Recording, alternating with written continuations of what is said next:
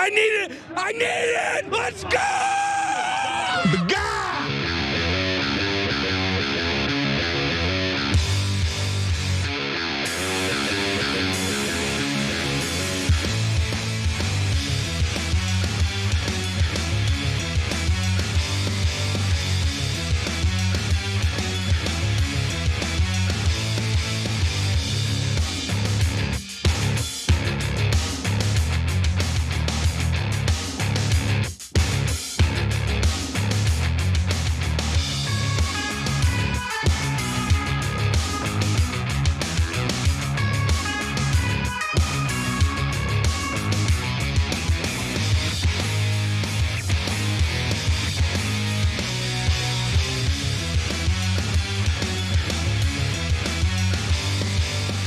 All right, welcome to the Young Turks. Cenk Uygur, Anna Kasparian with you guys. So, big show ahead. It's Tuesday, so we have Operation Joy for the members. You guys are gonna love that. I already know some of the comments in there, and they're spectacular. And I suspect they will bring you joy. Obviously, some of the news will not. That's okay. We're gonna cover the best we can. We're always gonna look for justice, as we always do. There is one thing in the show that is an amazing stat I did not know, and that will give you a lot of hope. Like it's a shocking stat. It's about Republicans, and it's super hopeful. Okay, so that's in this show. It's an Easter egg in the show. Okay, so see if we can find it. We'll find it together. All right, but first, a super interesting interview from Tucker Carlson. Yeah, he's been interviewing. Well, first, let me just preface this by saying that people are very mad at Tucker Carlson for this interview, which I want to be shocked by that, but I'm not. So let me just kind of detail what's going on here. So Tucker Carlson interviewed a nun who actually lives in the Holy Land. So she's experiencing firsthand what it's like to live in an apartheid state as a Christian. So with that in mind, let's get to the story. The problem with Israel and Palestine is not Muslim versus Jew, it's the occupation, stupid. They do not want any Palestinians there. So the majority of Christians in Israel and Palestine are Palestinian. So they have to leave too. This is a very different story from the one that we're told in the American media, that Christians are imperiled by Muslims in the Middle East. They are not imperiled by Muslims in Palestine. That is an absolute fact. A young 16-year-old boy, an altar boy of the church, there were curfews going on, and they had tanks all around the city circling them. And he was out with his 70-year-old cousin, I think it was, and they were just kicking a soccer ball. He was shot dead by a sniper. Why do American Christian churches send money to a government that does this to Christians? Well, I think the ones that send money that support the settlements are obviously the Christian Zionists.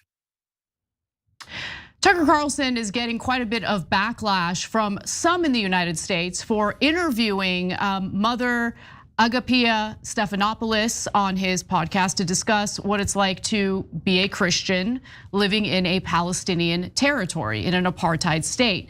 Now, she moved to the Holy Land back in 1996. Think Bethlehem, Jerusalem, the Mount of Olives, Jacob's Well, and Jericho. These are areas that have religious significance for the Christians. And she claims, that it's been difficult not only for Palestinian Muslims, but also for Christians. So with that in mind, here's a quick rundown of some of what she had cited during this conversation. Raids take place all the time, and it's very difficult. But what happened the other day was that a Christian-run factory. In Nablus, there's about 600 families, around 600 Christians, a number of churches, and Jacob's Well, which is a very important site to us. We always go there on a pilgrimage when we can. And their factory, no warning, no permit. First, on June 26th, I believe, the Israeli army came in and confiscated some of the factory equipment. And then 2 weeks later, they came and blew up a big portion of the factory. I have a young man that we just helped come to America a year and a half ago who lives north of Hebron, a Christian, and his family, he went to school a half hour north in Shepherd's Field. We wanted to bring him to America because he was at that age where you look the wrong way at a soldier and it's possibility of getting shot. He's Christian, but he could be Muslim. It doesn't, the point is that this is what happens to them. A young 16-year-old boy, an altar boy of the church, there were curfews going on, and they had tanks all around the city circling them. And he was out with his 70-year-old cousin, I think it was, and they were just kicking a soccer ball. He was shot dead by a sniper, 16-year-old Johnny Talgia. You remember his name? Of course. And also there was another, Christine Saada. Her father was the principal of the Orthodox school in Bet Sahur, Shepherd's Field. So I thought this interview was an important one because it kind of gives you a perspective that oftentimes isn't covered in US media at all. Oftentimes when you think about, ongoing conflicts in that part of the world, you think of, Israel constantly being attacked by these jihadists. Oh, it's, the Muslims who are the big problem. They're a real threat to their security and their safety. And the perspective that she provides as someone who actually lives there and experiences what it's like to live there every day, I think is valuable because it shows that it's not just about, Muslims versus Israelis.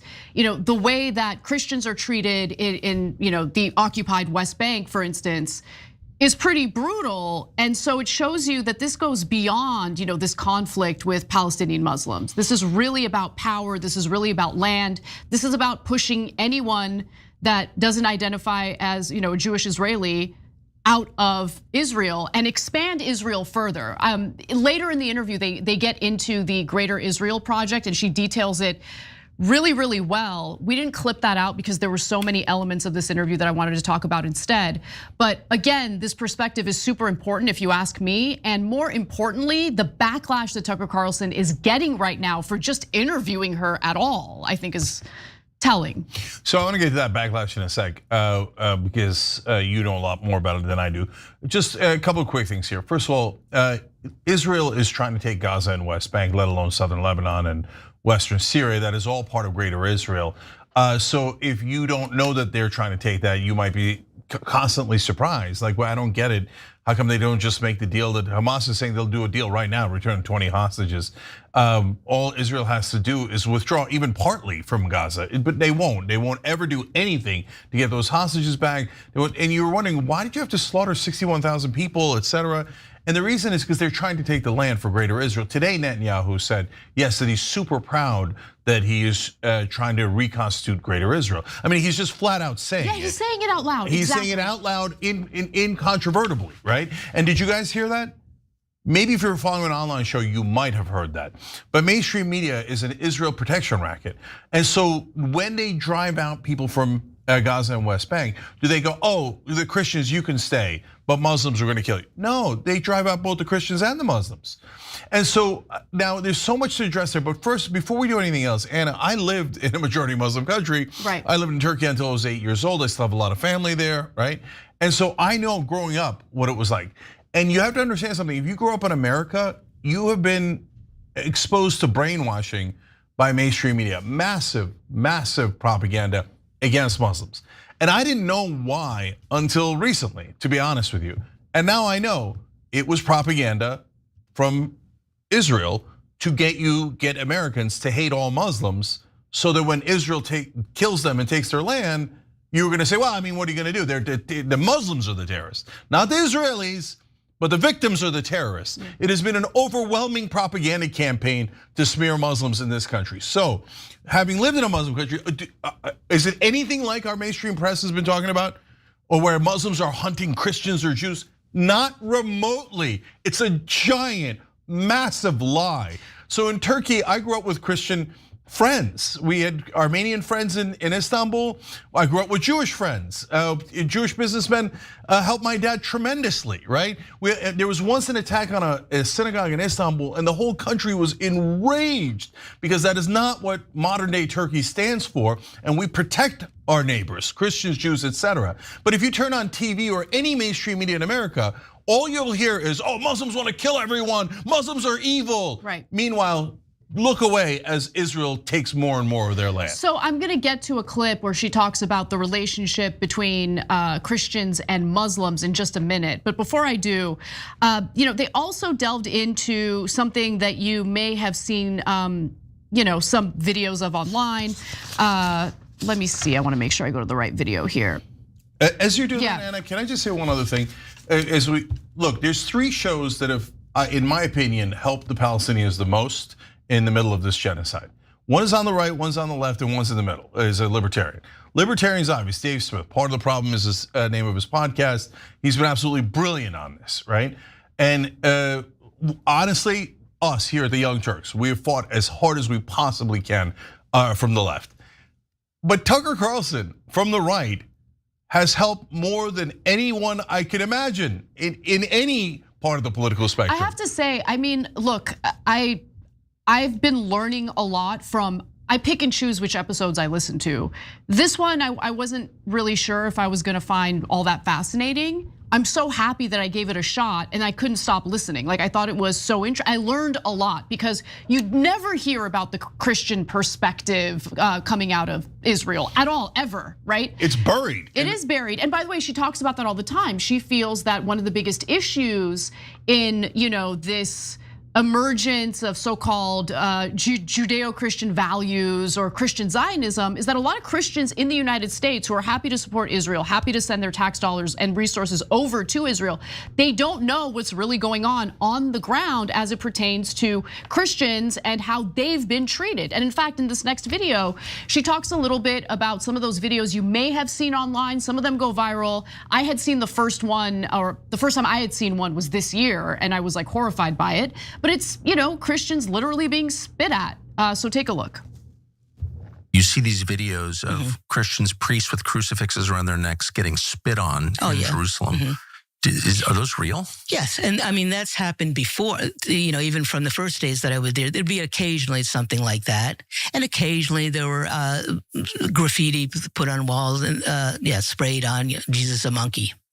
2013, was on a church. Yeah, that was right in Tabka, where the multiplication of the loaves and the fish, a Catholic community, graffiti there talking about getting rid of the idols or something like that, some sort of Old Testament statement, and burning a statue of the Virgin Mary in parts of the monastery there. Do you know anyone who's been spit on? Any Christians have been spit on? Me. You've been spit on? Of course, yeah. What do you mean, of course? That's disgusting. Yeah, well. But that's the least of it. So she says that's the least of it. And as she details other experiences, you get a sense of why she feels that way. So, back in 2002, the Church of Nativity in Bethlehem in the West Bank was essentially victimized by an Israeli siege. So that siege went on from April 2nd, 2002, and it lasted over a month through May 10th of 2002. Israel called the siege Operation Defensive Shield, and around 200 Palestinians actually took refuge in that church. Now, she's going to describe what that whole experience was like. Take a look. There was a siege at the Church of the Nativity in Bethlehem, birthplace of Jesus. Yeah. Maybe 2002. I remember. Oh yes, I was there. Yeah. I had. That's where I became especially close to the Palestinian Christian community. It wasn't just a siege on the church itself. What they claimed was that there were some fighters that were in the church, which actually that's a Christian tradition, for people to take refuge in a church. But the Israelis used that as a way to, they besieged the church. People couldn't get food and medicines. After a while, it became, I would get calls and saying, my neighbor has epilepsy and we cannot get a new medication for her. Can you find a way to get something in, through a care organization into us?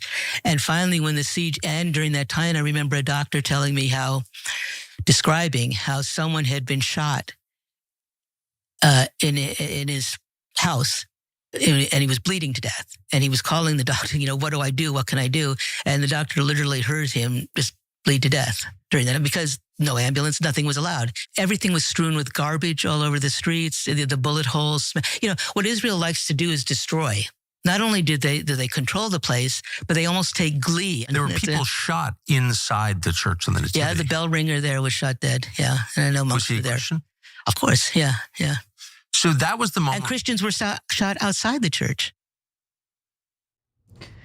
So, this is, again, a part of the story that you don't hear about in the United States. And when you hear these details and you put those details up against the kind of statements that you'll hear from, let's say, Senator Ted Cruz about the importance as a Christian of defending anything and everything Israel does, you just kind of get a better glimpse at just how much, the Israel lobby has an impact on our politicians. So much so that self-described Christians, individuals who consider themselves very devout, are literally supporting a project that is persecuting Christians on the ground. Yeah. That's what a Jewish state would be, right? I mean, they want an ethno-state, and they're proud of it. They say it. In the Likud charter, I mean, they love to talk about Hamas's charter, but why don't we talk about the Likud charter for a minute? Because if you find from the river to the sea offensive, well, it's been in the Likud charter. It's what Benjamin Netanyahu believes in. It's what he preaches about. It's what he says his objective is out loud, as Jake mentioned earlier. So yeah, and I have the quote from today too. But in the case of the Palestinians, for the militant group Hamas and others, they have it on their charter, but that's theoretical. Israel has nukes, they have Iron Dome. There's no way in the world that they could threaten the existence of Israel. Does Hamas going to go from stones? They don't even have missiles left now, they're down to stones. Stones to nukes, and they're gonna out-nuke Israel and get past Iron Dome? There is no threat to Israel's existence. That is a giant fabrication. That is total propaganda. It might have happened, it might have been true in 48, and you could imagine maybe 67, 73, etc., without getting into who was right or wrong in those wars. But in the year 2025, there is a 0% chance that Israel is going to get wiped out, let alone by Hamas that has it literally down to a slingshot, okay? So this is all propaganda. And so, and if you say, hey, wait now, this doesn't sound right. What do you mean it's propaganda? That's maybe you've been taught that sounds conspiratorial or something. Now let me ask you something, guys, in furtherance of that idea. So if Iran had shot Christian kids over and over again, and the Christian nuns, etc., were being spat upon and their churches bombed in Iran, do you think you would have heard about it?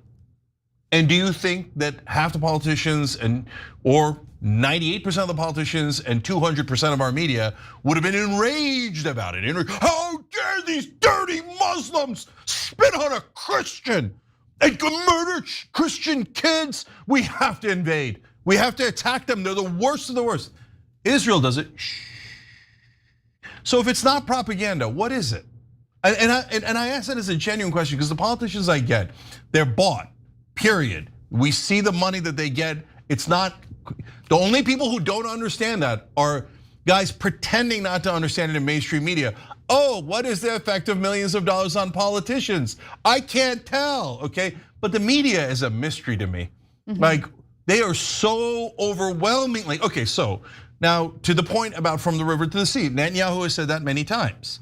He said it again in a sense today. He said it literally before, it's in their charter, and Israel has the power to actually prevent Palestine from existing and has prevented Palestine from existing. And by the way, when they are trying to create greater Israel, that includes Gaza and the West Bank and all of the Christian Holy Lands in the West Bank, and that doesn't mean, oh, the Christians get to stay. No, they will drive out the Muslims and the Christians. But yet in a giant Christian country, a majority Christian country, the only Christian outraged by it is Tucker Carlson and now Marjorie Taylor Greene and Tom Massey. But all of the other ones are quiet as a sheep. Oh yeah, if you're Israel, murder any Christian. I mean, that is insane. So to the point of greater Israel, today, Netanyahu, Times of Israel, quoting him, that he said, quote, that he's on a mission. I have a sense of a mission historically and spiritually. And he said it's a mission of generations. There are generations of Jews that dreamt of coming here and generations of Jews who will come after us. When asked specifically about greater Israel. So he's on a mission to wipe out the Palestinians, Muslim and Christian, in the West Bank and Gaza, and yes, parts of Lebanon and Syria, and take all of that for Israel for generations to come. But is anybody even quoting the most powerful man in the region, the one who wields the biggest army and has America following him like a dog? And we're not concerned about him wiping out the Palestinians, but we keep talking about how Israel has a right to exist. Of course they exist. They're making it appear as if Israel is in peril when they're not within 1,000,000 miles of existential peril. The people in existential peril are the Christians and Muslims that live in the occupied territories. So if it's not overwhelming propaganda, what is it? Yeah, no, you make a great point. Yeah, and so I wanna go to the next clip where she discusses what it's like for Christians and Muslims to live side by side. What kind of persecution have the Muslims in the occupied territory dealt with from the Muslim community? Take a look. The Muslims, for the most part, are they've all grown up together, the Christians and the Muslims, and there's a certain amount of commonality and respect. And so me being dressed like this was just like many of the women there, right? So they kind of respected that. There's the same sort of conservative culture. There's the same sort of idea that we're both have some same basic values of compassion for our neighbor, of taking care of our families, and trying to live. They have their form of fasting and almsgiving, and it's actually very important to them. And I think the best parts of Islam come from its development from Christian ideas that Muhammad came to know. I'm sure of that. You can sense it. This is a very different story from the one that we're told in the American media, that Christians are imperiled by Muslims in the Middle East. They are not imperiled by Muslims in Palestine. That is an absolute fact.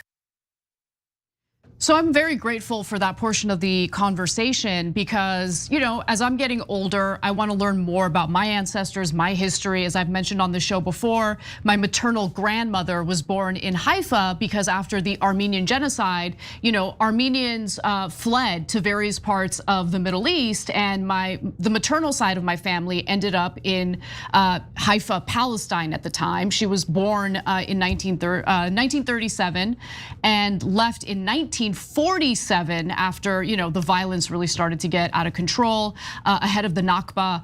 But nonetheless, the stories that my grandmother told my mother about how the Palestinian Muslims treated Armenian refugees who were obviously overwhelmingly Christian was incredible. They were welcoming. They weren't like, ooh, who are these weird, strange people with a different religion? We don't want them here. We don't want them to come here seeking refuge.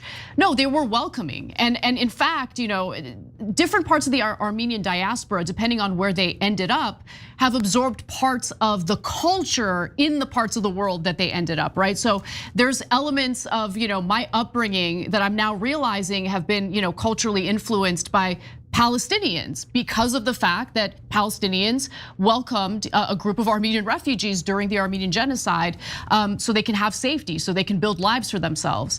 And so that story, or those stories that my grandmother told my mother, clash significantly with the narrative that you hear in American media about Muslims and the way that they treat anyone that isn't Muslim. Yeah, so she is bold because she also talks from time to time about, well, you have to have resistance towards what Israel's doing, right? And here in America, resisting Israel is by definition terrorism. And these days, even if you verbally resist them, they say, oh yeah, you're with Hamas, right? And they try to do all sorts of things to ruin your life, right? But in the case of sorry, I lost my train of thought there. That never happens. No, it's okay. So all right, let me pick up another point that I wanted to make, and I'll come back to that. Okay, sorry.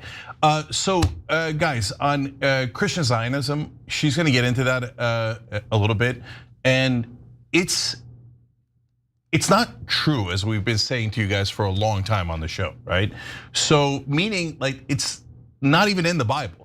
Like they just invented something, and I don't know who invented it. I mean, I know a couple of people who invented it, which is very, very curious. All of a sudden in the 1970s, a new theology comes out called Christian Zionism, where they pretend the Bible says that Israel should have the land. By the way, not even Christians, but Israel should have the land. The Bible would totally say that. Yeah, and that makes sense.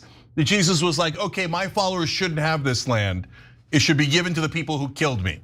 Okay, and I don't mean that like, oh, Jews killed Jesus, whatever. The Romans did, but he came from the Jews, and the Jewish leaders did betray him. It doesn't matter. I don't even believe in religion. That's not the point. The point is, no, Jesus wouldn't have been like, yes, those guys who were down for my crucifixion should have the land and not my followers. It doesn't make any sense at all, But we're told propaganda over and over again. Muslims evil, Israel wonderful and blessed, and Christians are paramount unless they live in the occupied territories or originally Israel, in which case Christians are irrelevant. Real Christians would be against the Christians. Tell me that's not propaganda. How is that not propaganda? Well, what I was kind of surprised by was when I had that conversation on Tucker Carlson's show, and I talked about the fact that Iran also has Armenian diaspora living within that country, openly practicing Christianity, going to church. There are churches in Iran.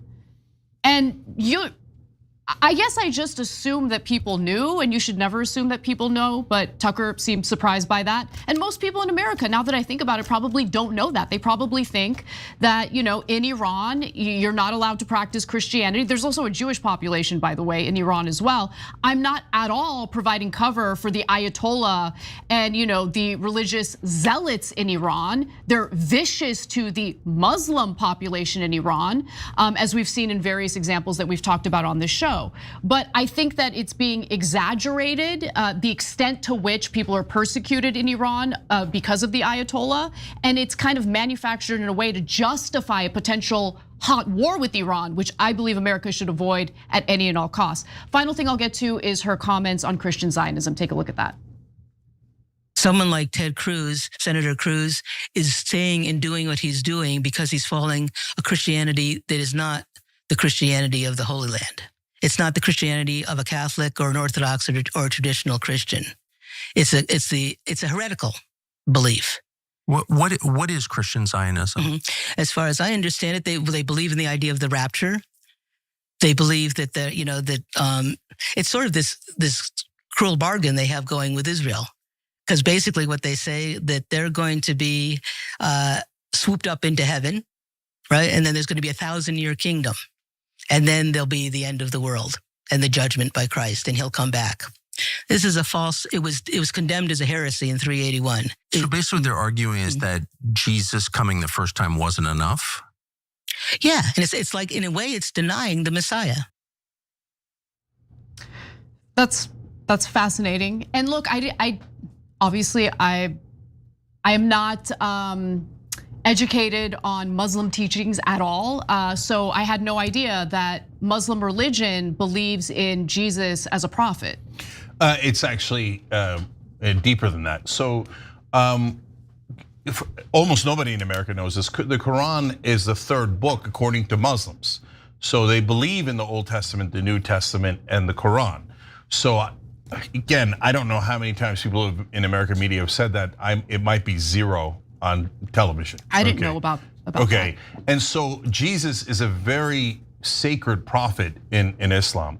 So much so that when God sends his messenger back down when everyone is saved in the Quran, he does not send Muhammad, he sends Jesus back, okay? So that's how holy and important Jesus is in Islam. How often have you heard that? Never, literally never. You were told that Muslims are a threat to Christians when that's preposterous. Muslims cherish Christians. They talk about people of the book, and Jews too. The Jews and Christians are people of the book, and so they are to be protected at all times. Okay, so now, does everybody live up to that? No, in every religion there are lunatics, right? Yep.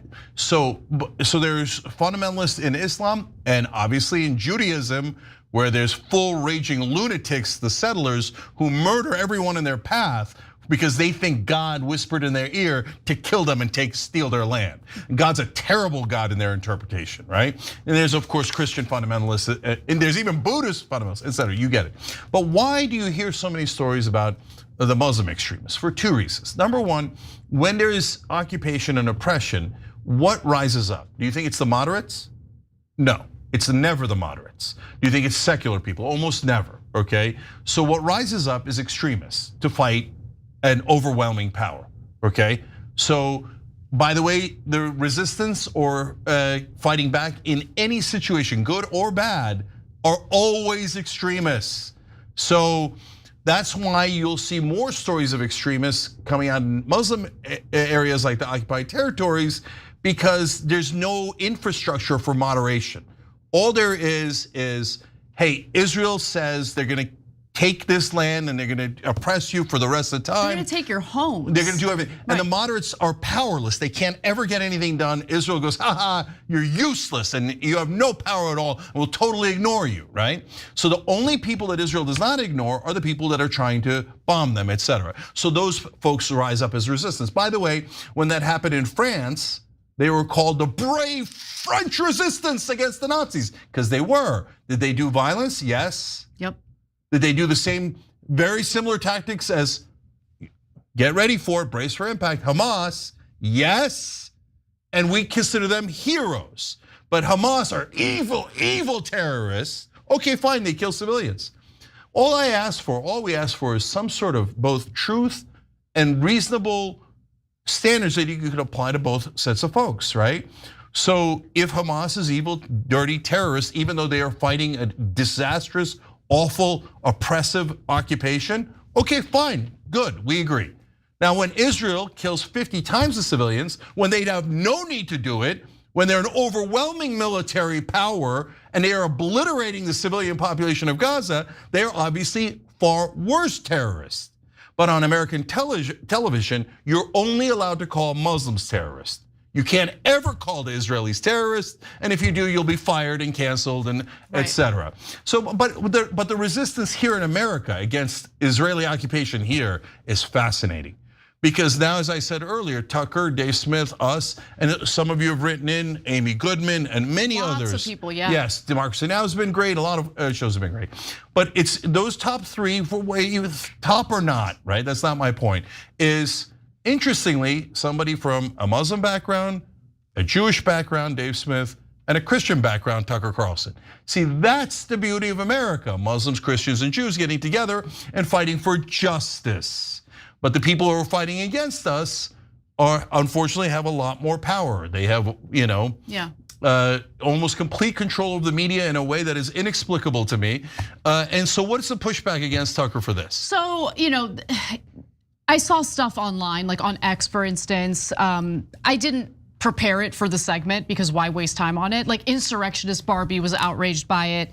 I noticed that the Babylon Bee, kind of made fun of the interview with this headline. Tucker Carlson releases exclusive interview with dredged up corpse of Osama bin Laden.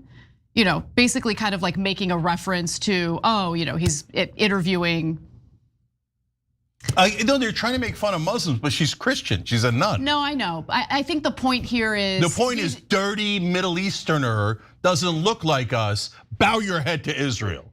I mean, he's interviewing people who are perpetuating anti-Semitism. I think that's the point that they're trying to make here, right? But ironically, as they do an anti-Christian, anti-Middle Eastern tweet, everyone that looks like they're from the Middle East is Osama bin Laden, but you're the racist? No, you're the racist for doing that headline. I'm glad he interviewed her. I learned a lot because that was, again, a perspective I hadn't really known about, heard about. I knew that Christians were being persecuted to some extent. I thought it was limited to like a few unhinged, settlers who would spit on them, which was disgusting enough. But she gave me a deeper understanding of what it's like. And the fact that there's a dwindling population of Christians in the occupied territory, that reality now makes a lot more sense to me. Why that's happening makes a lot more sense to me. And for anyone who thinks that this, is just a conflict between unhinged, evil Palestinian Muslims and these angelic, Jewish Israelis, you're wrong. You're wrong. It's way deeper than that. It's not just about religion. This is about power. This is about land. And you hear it in the statements that are being made by members of the Israeli government on a regular basis. Period. Okay, last thing is, I'm worried about both of them. They both Tucker Carlson and Mother Stephanopoulos there, the nun we're referring to. One, Deb Long, a member, wrote on Super Chat, I'm now worried for her safety. That's unfortunately a really good point, because anyone who gets the word out about what's happening in the occupied territories is murdered by Israel. They just murdered 5 journalists yesterday, actually 6, and including one of the most prominent journalists. They have murdered an American journalist with a sniper shot from 200 yards away. So they are murderers and serial killers in the Israeli government. So her life is now in danger and she knows that, but she got the word out anyway about Christians suffering under Israeli rule in the occupied territories. And then in terms of Tucker, I don't know that he's in any danger, but I do know this.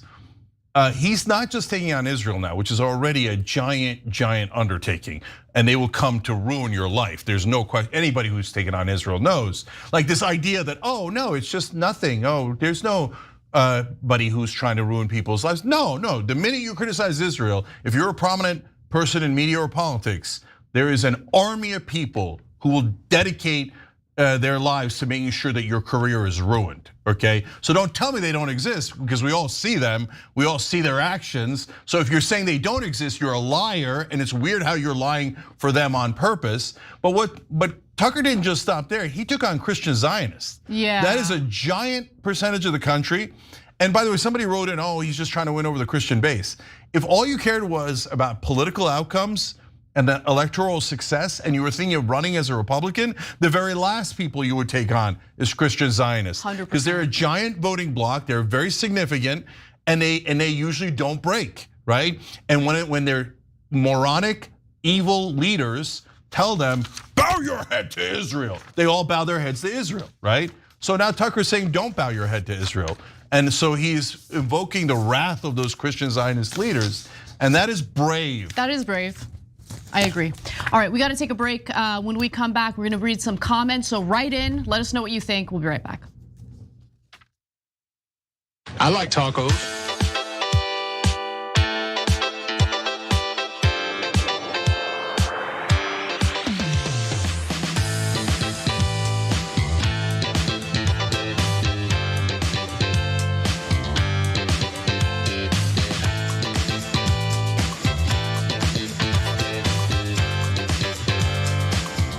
All right, back on TYT. Let's go to Super Chat first. Masa Sharifi, thank you for the donation on Super Chat, appreciated. And Liberty and Guns and We Trust writes, and I'm a Christian. I'm convinced every single good Muslim is better than every Israeli settler, IDF, and Israeli government. Everything they tried saying about Muslims is actually what Israel is, evil terrorists. So that is a sentiment that is spreading throughout the country. So if you love Israel, what are you doing? You think that all of the whole world and now a giant percentage of America hating Israel is a great idea for Israel? Or you think, I don't really care what you think. I actually believe in a conspiracy. I believe that Israel completely controls America. So you guys can be pissed all you want. It's not gonna make any difference at all because we rule over you. Okay, if you believe that, at least you're acting rationally, right? I get it.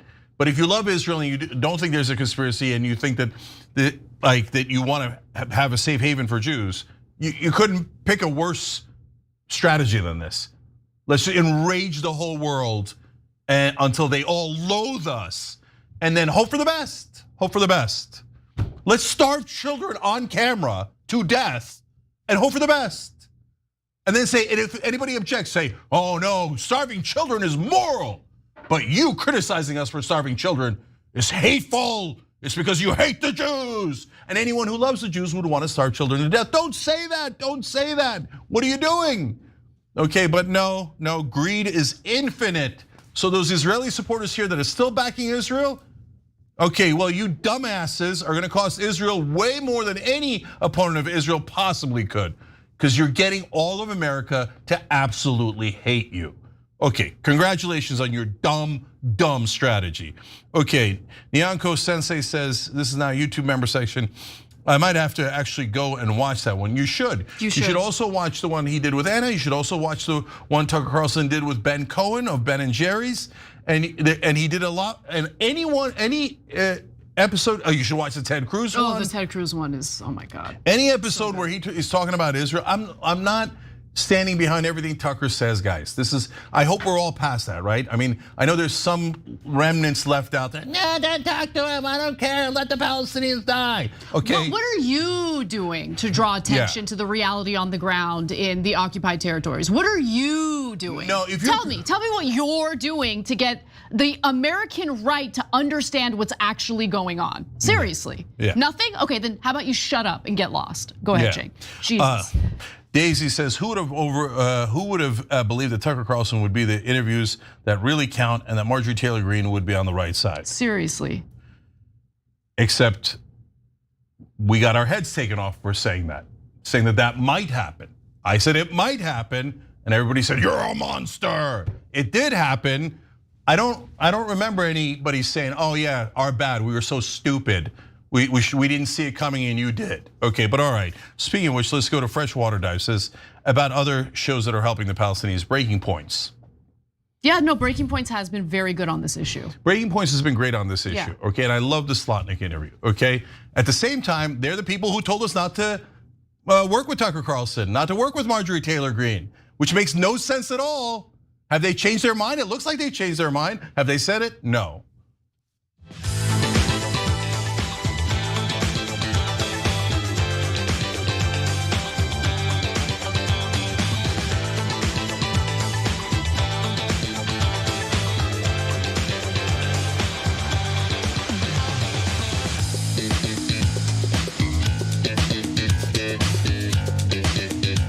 All right, back on TYT, Cenk, Anna, and Raymond Trokimas.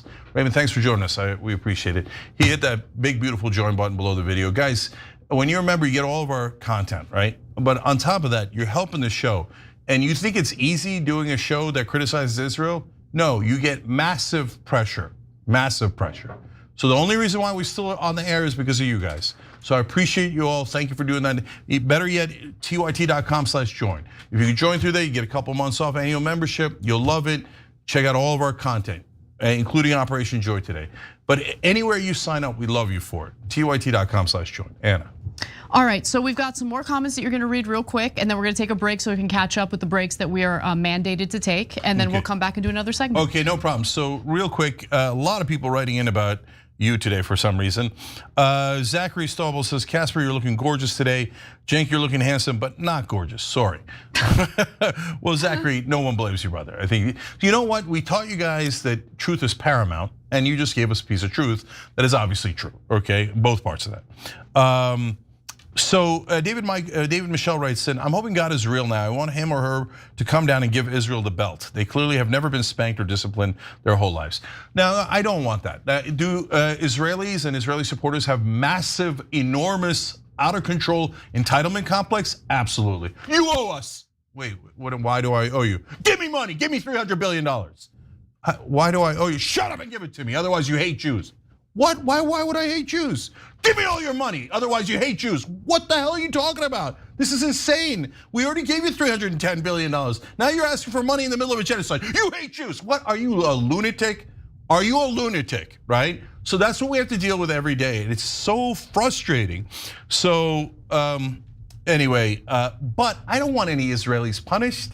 I don't want anybody getting the belt, okay? I just want Israel to leave everyone else alone. Yeah, totally. You already have a country, you already have enormous power, you already have a nuke, you already have Iron Dome. Can you please just leave the rest of the world alone? No, well, more land, more attacks, more wars. And then you wonder why people criticize you, because you're an out of control monster. Okay, you're Frankenstein, you're Lenny from Mice and Men. Benny, snap the goddamn neck and go, oh, what? Oh, because you. And I'm like, hey, watch out for the bunny. You're like, oh, why? Do you hate Jews? Okay, so I'm sick of the Israeli supporters. Totally, utterly sick of them. Before, you know me, I gave a lot of latitude for, look, there's natural bias that comes with identity issues. I get it, it's normal, right? Now, no.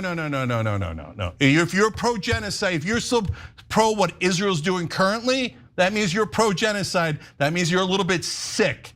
So go get some mental health counseling, and I give you no quarter at all. But I don't want anyone hurt. I don't want the Israelis hurt. I don't want the Palestinians hurt. The Israelis disagree. They say we should hurt the living crap out of the Palestinians and take their land. And that is why I'm opposed to the Israelis. Young Turks.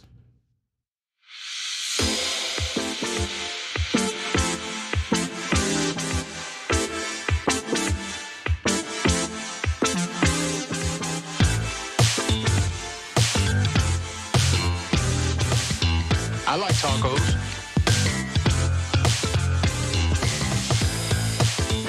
All right, back on TYT, Cenk, Anna, and Alexandra. Alec, thank you for hitting the join button, Alexandra. We really appreciate it. Rosa Diaz says, Israel's not gonna stop the invasion of Greater Israel or even the Middle East. They're coming for Europe and North America, be prepared. Now, Rosa, I don't think that's gonna happen, but look at what Israel's acted so maniacally that people are now concerned Israel's going to occupy Europe and North America. Because they're the most powerful country on earth, that's obvious. They completely control America and largely control Europe. They don't control everywhere, they don't control China or India or anything like that. But yeah, I mean, there's no end to the greed of Benjamin Netanyahu and this current genocidal Israeli regime. So, but they don't need to take North America. They already completely control our Congress, so they can take as much money or weapons from us as they want, anytime they want. There's nothing we could do to stop them, because our leaders are totally corrupt and work for Israel. All right, and you can go cry about it if you're in mainstream media, you goddamn liars. All right, Anna. We're on the break. We're in the break. I thought we were going to. You know what though? I really like the fact that you're like eager for me to keep doing stories. So. Yeah, I am. But all right, here we go. Titan on Super Chat as well. I learned about Jesus in the Quran after reading through it, along with others during my religious crisis. I'm atheist now. Sick thing about Christian Zionism is that it's an active push to end the world. They want the world to end. So guys, if you want to we have been principled on this from day one. And honestly, we've been courageous about it from day one when no one was allowed to speak out about it. And I have said on this show, there's dozens of videos, maybe hundreds of videos online right now, where I told you about how Christian Zionists are lunatics who want to destroy the world. They want Israel to take the West Bank and occupied territories. They want them to destroy the Al-Aqsa Mosque, which would potentially lead to a massive war in the Middle East involving almost all the nations. And they want almost all the Jews and Muslims and tons of the Christians to all be slaughtered by their weirdo butcher Jesus, bizarro Jesus comes back, murders almost everyone except them. And then they get vacuumed into the sky. I mean, you just saw a nun making fun of them because they're so ludicrous. It's such a preposterous, ridiculous idea. If Israel didn't plant that idea in America, then they got so lucky. I mean, what a stroke of luck to turn 25% of the country at a minimum, evangelicals, to Israel's side with a totally made up, murderous ideology about how Jesus doesn't love you, he doesn't bring peace, he brings murder and mayhem on behalf of the current government of Israel. I don't know how they got that lucky, but that's where we are right now, and it's ludicrous. And thank God Tucker Carlson's fighting back against it. And if you say, oh, well, no, I'm not, I don't want, no, my purity is more important. Is anybody still holding on to that theory? I guess almost all the viewers have already come to the conclusion that that's absurd, right? But I guess some of the left-wing hosts are still like, no, I won't deal with Marjorie Taylor Greene and Tucker Carlson. I don't care how good they are in Israel. I'm pure. Okay, bunch of losers who don't care about policy at all. I think, look, I'll just say one thing about this. I think that you offend the sensibilities of some on the left because. Good. Okay, but because you make announcements about what you're gonna do, whereas others, like Crystal, for instance, you think Dave Smith is some left winger? No, he thinks that Social Security is a Ponzi scheme. She loves him, and that's good.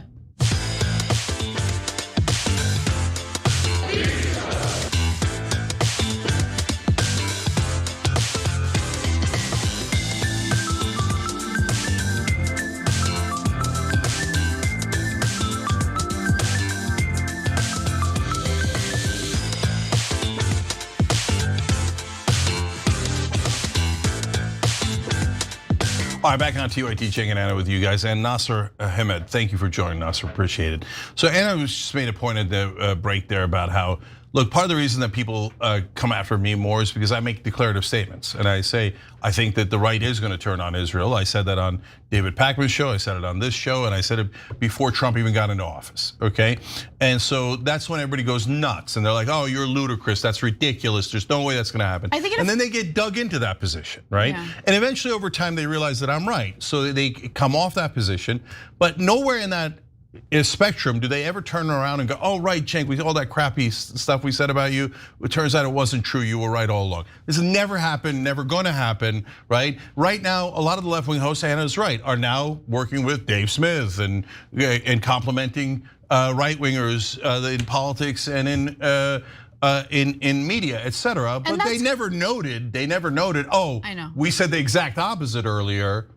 because they don't make the declarative statements. So no, I know, and like it's good. I think it's good that they're doing that because ultimately that's what I want. Okay, like I don't want to get into a pissing match with left-wing hosts. I want to do my job and I want to find ways to work with like-minded people or with people where we have commonalities on specific issues to get the country in a better place. That's what I care about. That's all I care about, okay? I know, but so, Anna, that's what we were trying to do from day one. But getting smeared is like very frustrating, obviously. But I've kind of gotten to a point where I don't care. Go ahead and smear me. I'm gonna keep doing my job. I'm gonna keep fighting for what I believe is the right thing to fight for, and that's it. Okay, last thing on this, okay? I'm just tired of it from every part of the political spectrum. So when we said that Bernie might win back in 2013, everybody in the establishment said, "Oh, Young Turks are lunatics. That's never going to happen." I like being a lunatic because when Bernie then closed from 1 point to 48 points, right? When he made that giant leap, did anybody in the establishment turn around and go, "Oh, Maher bad"?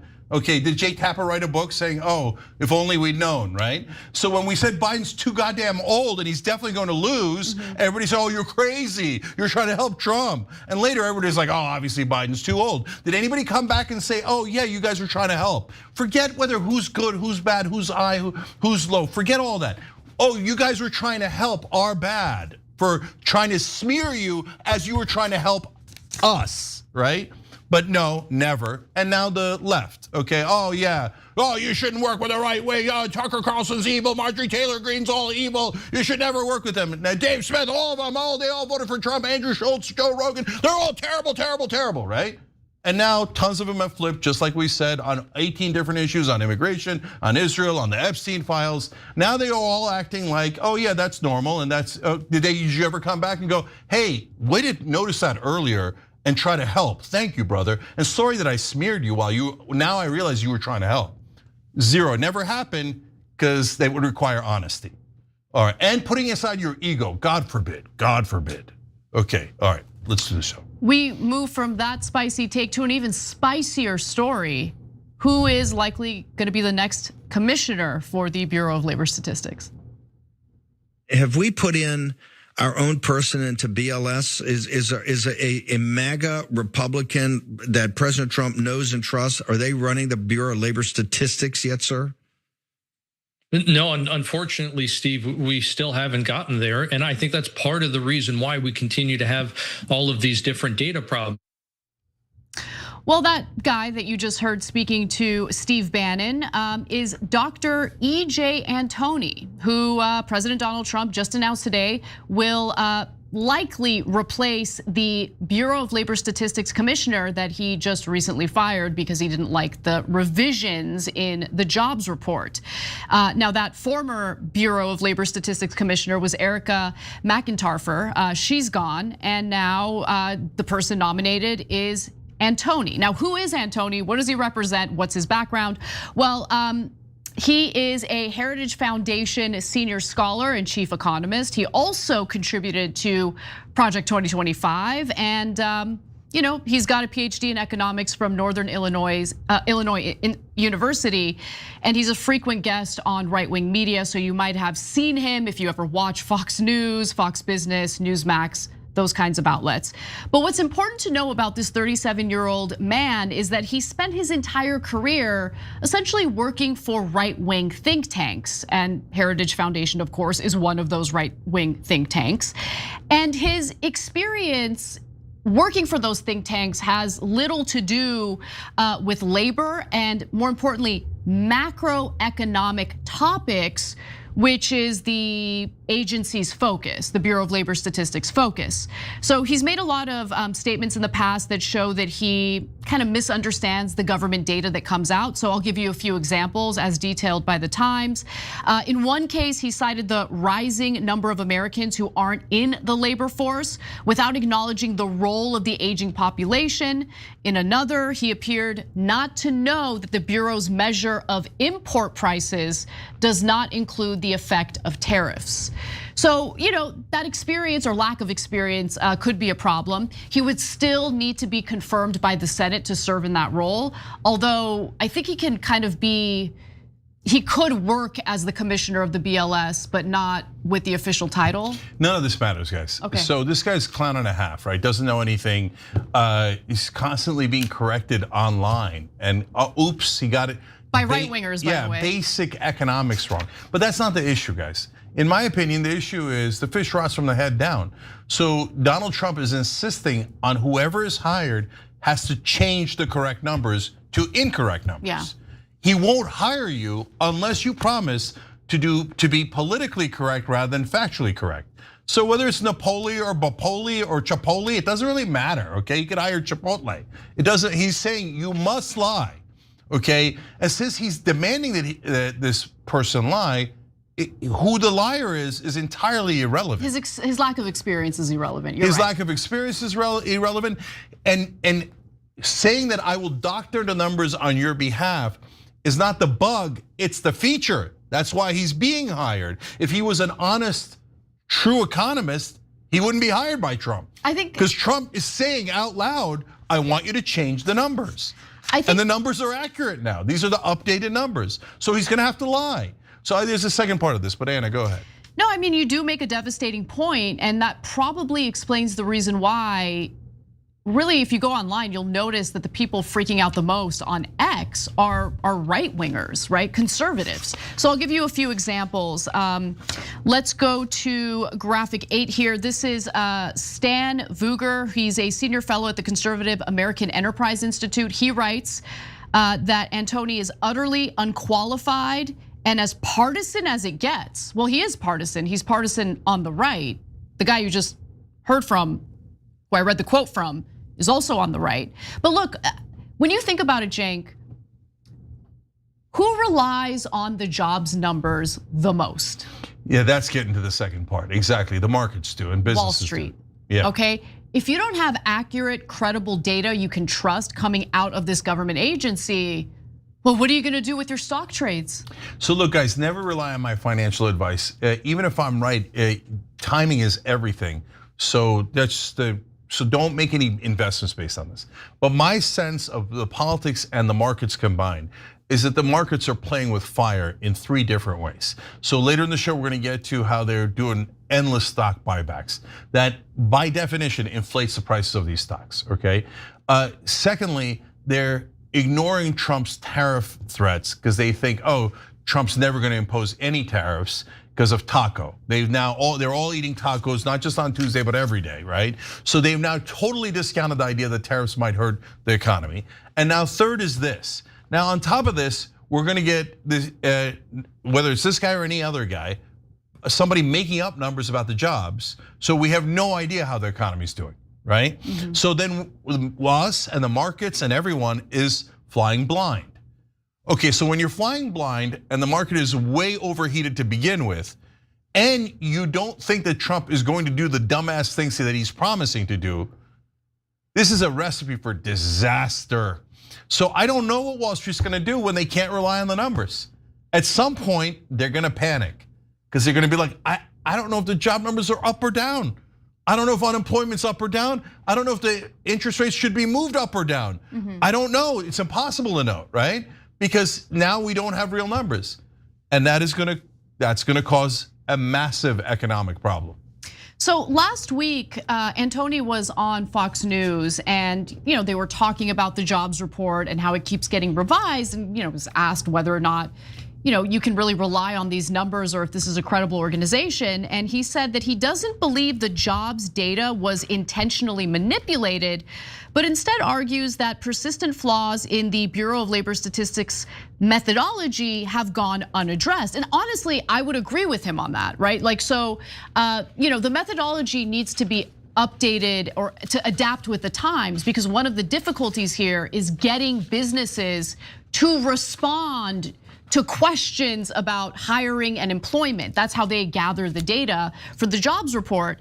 So Antony pointed to a declining response rate, now below 50%, as a key factor contributing to inaccuracies, saying that no one in a position of power fixed the problems in the data. Okay, great. So so far so good. What are your proposals here? What would you do? He says the problems in the BLS data have been evident for 3 years now, and they still haven't been fixed. The fact that you consistently have large downward revisions means there are other things wrong with your models and methodologies. Statistical assumptions that may have worked fine before COVID no longer work in today's economy and therefore need to be revised.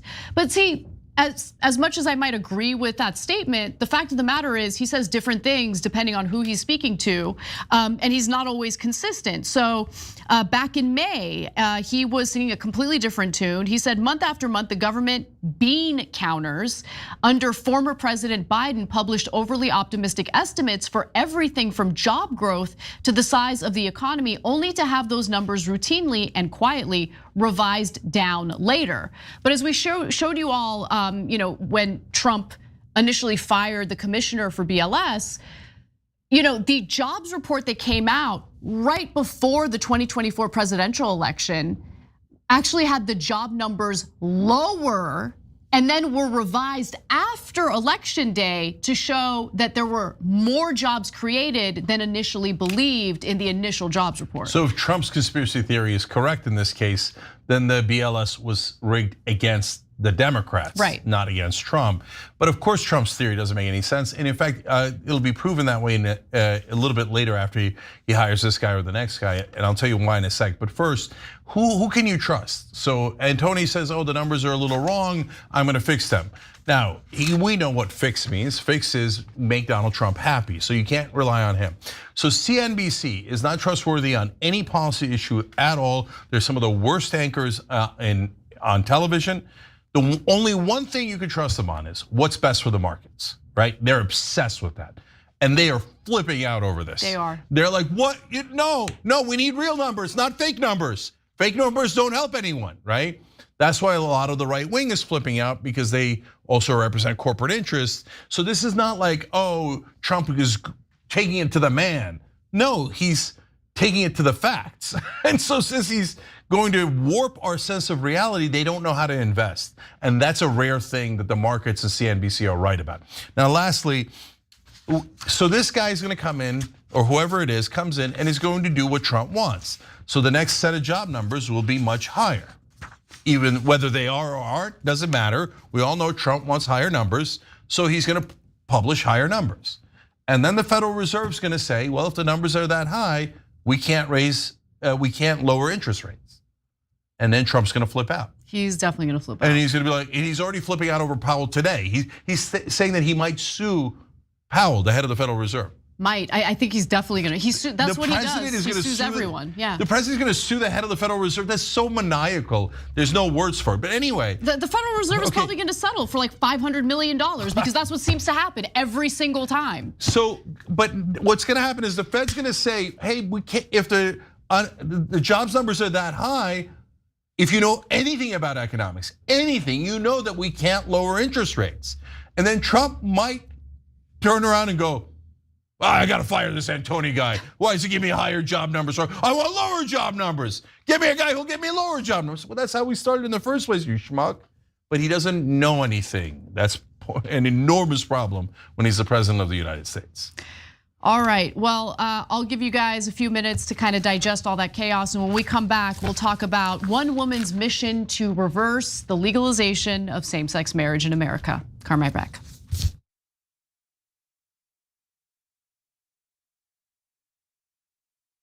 Are you still talking about Jeffrey Epstein? Rich and powerful men abusing, assaulting, and abandoning young women. These rich and powerful men donate to the politicians in Washington, D.C., play golf with the elites in Washington, D.C. They are foreign leaders who we don't want to offend. They interact with our intelligence agencies that we don't want to disobey. There is something rotten in Washington. And are people still talking about this guy, this creep? All those congressmen you just saw there are on the record as protecting the child rapists who were clients of Epstein. They have not prosecuted a single person outside of Epstein and Maxwell. Yep. Not one. Is Trump engaging in this cover-up because he's in the Epstein files? I don't understand why the Jeffrey Epstein case would be of interest to anybody.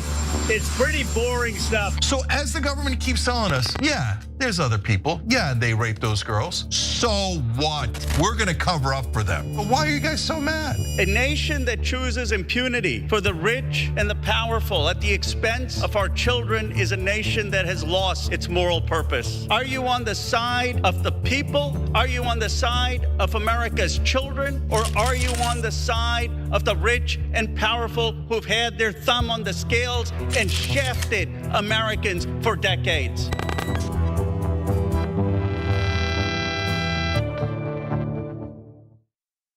The rest of the news media says you should not fight for positive change. If you do, you're not really a reporter or a journalist, because reporters and journalists don't care what happens. I don't agree. That's not written anywhere. That's not a law. It's just a rule that they invented so that reporters didn't actually challenge the people that are in power. Well, we don't agree with that. We think we should challenge the people in power, that actually makes you a better journalist, not a worse one. In a media landscape poisoned by corporate influence, only one show stands apart from the rest, The Young Turks. As the longest running daily news show on the internet, The Young Turks is an impactful voice of unfiltered truth, one you can trust to deliver the daily news with authenticity and honesty. For nearly 2 decades, TYT has been breaking the mold of media. We're not here to echo the powerful or the elite, we're here to challenge them. Our mission is to give you accurate news, fight the establishment, and cover stories that mainstream media keeps you in the dark about, which matter to your everyday life. We've remained a leader in online news because of our established credibility with an engaged audience looking for alternative media that represents the real concerns of everyday Americans. Listen to The Young Turks, a news show that only answers to you on Spotify, Apple Podcasts, or wherever you get your podcasts. How do you know if you're a populist? Easy. Do you work for the donor class? You don't? Great, you're a populist. Okay, so the establishment takes money from the donors and serves the donors. Mainstream media takes money from advertisers, and they are giant corporations themselves, and they work for themselves, and they work for the powerful. If you care about the average person, and you want the average person to have better health care, better wages, a better life, and you hate corruption, congrats, you're a populist.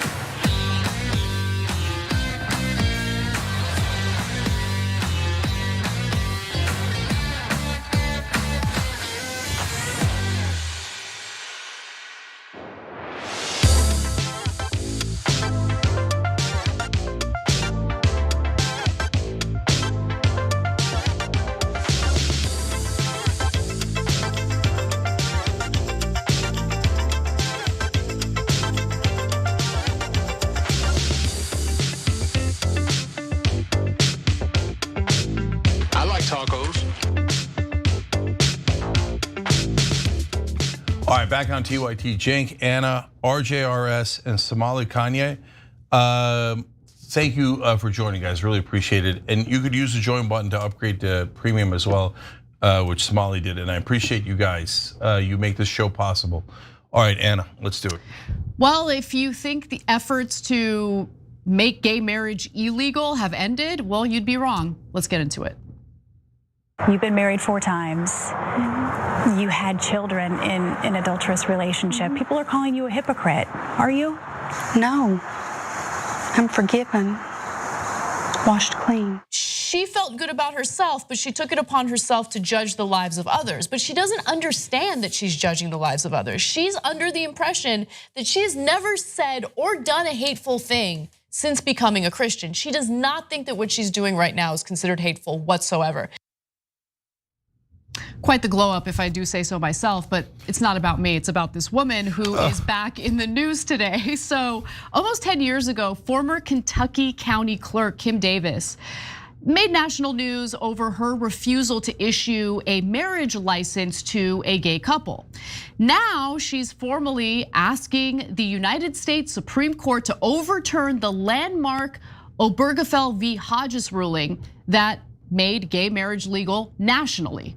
I mean, this woman just will not quit. So we're gonna talk about the details of what she's trying to do and the likelihood of her being successful. So as a reminder, Davis served a 5-day jail sentence all the way back in 2015 after she refused to issue the marriage license and was found in contempt of court. She was also ordered to pay a $100,000 jury verdict for emotional damages and $260,000 in attorney's fees to the very married couple that she denied a license to.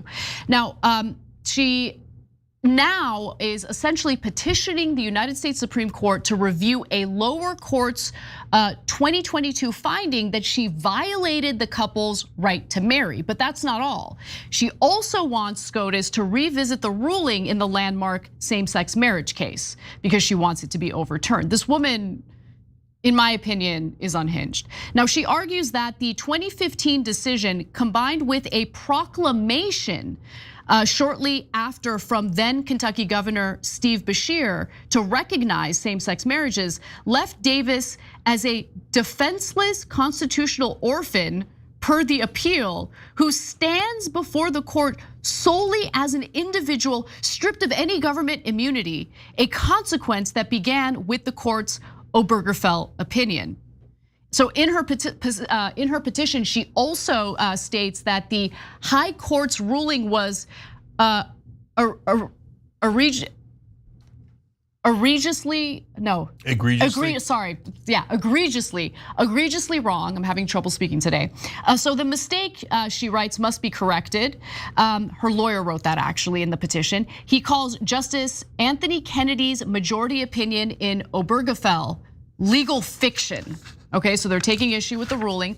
If there ever was a cause of exceptional importance, the first individual in the Republic's history who was jailed for following her religious convictions regarding the historic definition of marriage, this should be it. She was married 4 times. She cheated on one of her husbands and got pregnant from what was stated in that video we showed you earlier. Yeah. You want to talk about the sanctity of marriage? What are you doing? Okay. So again, she was ordered to go to jail for contempt of court for refusing to follow a federal judge's orders to just literally do her job. I mean, it's your job as the clerk to issue the marriage licenses. You don't get to make the laws.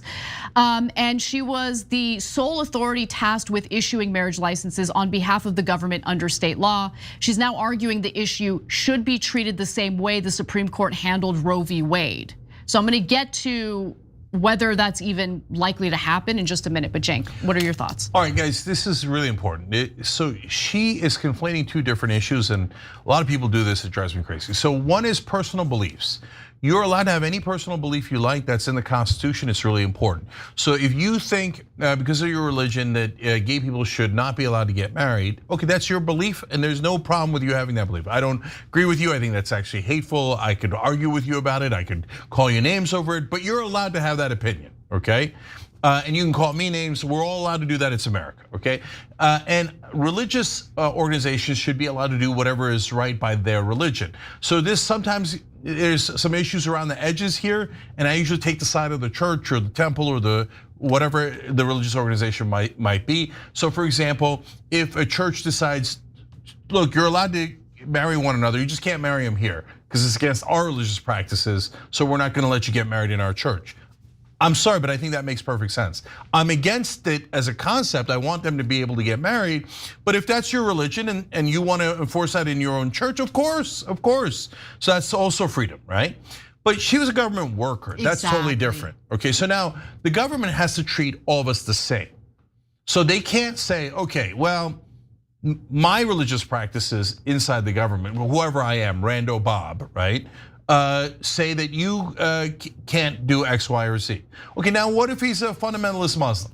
And he's like, okay, you came here to this government office, but I see you're eating a ham sandwich, so you can't enter. You're banned from entering this government building. But I gotta go to court. No, you're banned because of my religious beliefs. You'd say that's absurd, right? That's insane. What do you mean? I'm equal under the law. Of course I can enter a court. And she's saying no. My religious practices should trump all of yours because I happen to have this government job. So since I don't think you should get married, when you come to get a marriage license, even though it's perfectly legal, I won't allow you to get one. No, we can't have that. That's crazy. But first of all, it shouldn't be for jobs overall, but especially government jobs. Last example I give here is, here's a job that's not a government job, but again, the discrimination is not allowed. So we covered the story a long time ago. This Muslim guy, I think it was in Minnesota, and he worked at a grocery store and he was a cashier. And he said, well, because of my religious beliefs, I don't want to handle the ham, the bacon, all the pork products, right? And my point then was, brother, there's the door, okay? You got to go get another job, okay? That job requires you to handle pork. If you don't like that job, go get another job, okay? Nobody's making you take that job, but you can't say, oh yeah, my religious practice says I should only do half this job. No, that's not how it works. And when you work for the government, it most certainly is not how it works, because we all have to be treated equally. Could you imagine if that did stand up in court, like that argument? It'd be mayhem. Oh, it'd be so gross. Because Jake, I can't produce the show today. You know, my it's religious against my religion. practice. It's against my religion. Okay, so let's just talk about quickly the biggest issue here, in my opinion, which is the possibility of our very conservative Supreme Court potentially overturning that landmark ruling that legalized same-sex marriage in America. How likely is it that she's gonna win? Well, legal experts believe that it's actually very unlikely to go anywhere. In fact, Daniel Ehrman, who's a law professor at Northwestern University, told Newsweek the following. The current supermajority on the Supreme Court has the votes to reshape American law how they see fit, but the court still needs to appear legitimate in the eyes of the public. Overturning the right to same-sex marriage could spark tremendous public backlash and criticism of the court. Chief Justice Roberts would work very hard to avoid this, and I don't see more than 2 votes, Alito and Thomas, to overturn Obergefell. By the way, I definitely agree when it comes to Thomas and Alito. In fact, Thomas, in his decision to overturn Roe v. Wade, he wrote like a separate decision, and in it he basically specified that, made it clear that he would be open to revisiting that landmark ruling. Now, the lawyer Daniel Ehrman also says there's a chance that a conservative majority could use the case to expand the rights of religious objectors to same-sex marriage. But that's not the same as overturning the right itself, and I don't see a majority of the court ready to do that. Culturally, same-sex marriage has become embedded in American life, and it is still popular in public opinion polls, which, by the way, is definitely true. There has been a little bit of a decline in support. Plateauing more than decline, really. Because it used to be around 60% supported same-sex marriage. Yeah. Do you have that? Yeah, I do. So let's take a look at this Gallup data, right? So the Gallup data will show you where Americans currently stand. The blue line obviously represents Democrats. The green line represents independents. So Democrats, 88% approve of same-sex marriage or support it. Among independents, the number is 68%. And obviously, you see the steepest decline among Republicans, who are now all the way down at only 41% supporting same-sex marriage. But overall, 70% of the country now believes in same-sex marriage, and that's stayed relatively stable since 2017, 2018, right? So look, we won on this issue. We've convinced the American people that everybody should be treated the same. That's wonderful. There's now some on the right that are pushing back against this. But look, part of the reason I'm so animated about this is, one, to protect members of the LGBTQ community. Why? Because they're Americans and they deserve equal rights to everyone, period, okay? So, and if you say, oh, well, we should discriminate against gay people, we shouldn't allow them to get married, they shouldn't have the same rights. They should have 98% of our rights, or 94 or 82% of our rights. You create a second problem. Well, first of all, you're already wrong and you're already un-American, because America is all about equal rights, not equality of results, but equality of rights and laws, and treated the same under the law, okay? Now, the second problem though is, then if you say, yeah, the government can discriminate, well, who are they going to discriminate against next? Because you've just opened the door, right? Once you say we're not all equal, then all of the terrible things fly out that window, right? Okay, well, all right, maybe it should be Muslims, maybe it should be Jews, maybe it should be this, maybe it should be that, and then we're at each other's throats. And the whole point of this country is, don't do that, treat everyone the same. So that is why this is what she's doing, and this whole movement to have the government end equality on gay marriage is really, literally un-American. It is against our concept of this country and our ideals. And finally, look, Anna hasn't used to get on me for a second because I've said this hundreds of times, but I haven't said it in a long time, okay? What? Please read your Bible, okay? So if you're like, oh my God, being gay is the worst thing, it's right next to the clause about not eating shellfish. They're both abominations. So if you have eaten any oysters, clams, crabs, lobsters, shrimp, that's ever in your life, you have committed the same crime as gay people having sex. So go nuts and freak out over it, but please be consistent. If you're gonna criticize them, make sure you're never eating shellfish and you're taking the rest of the Bible literally, because I don't see any of you doing that, any of you. Okay, one more story before we go to break. I want to talk a little bit about a really troubling trend that's kind of emerged as a result of ICE refusing to identify themselves clearly. Let's get into it.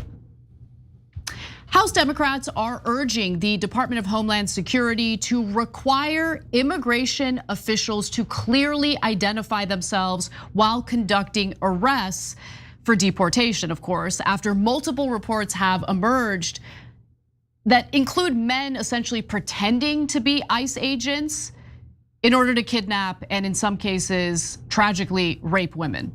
I'm not kidding, there are specific instances that I'm gonna detail in just a minute, but these ICE agents are often seen conducting raids fully masked, without proper identification. They're usually wearing plain clothes. And I understand the reasoning for it. I understand why they're doing that.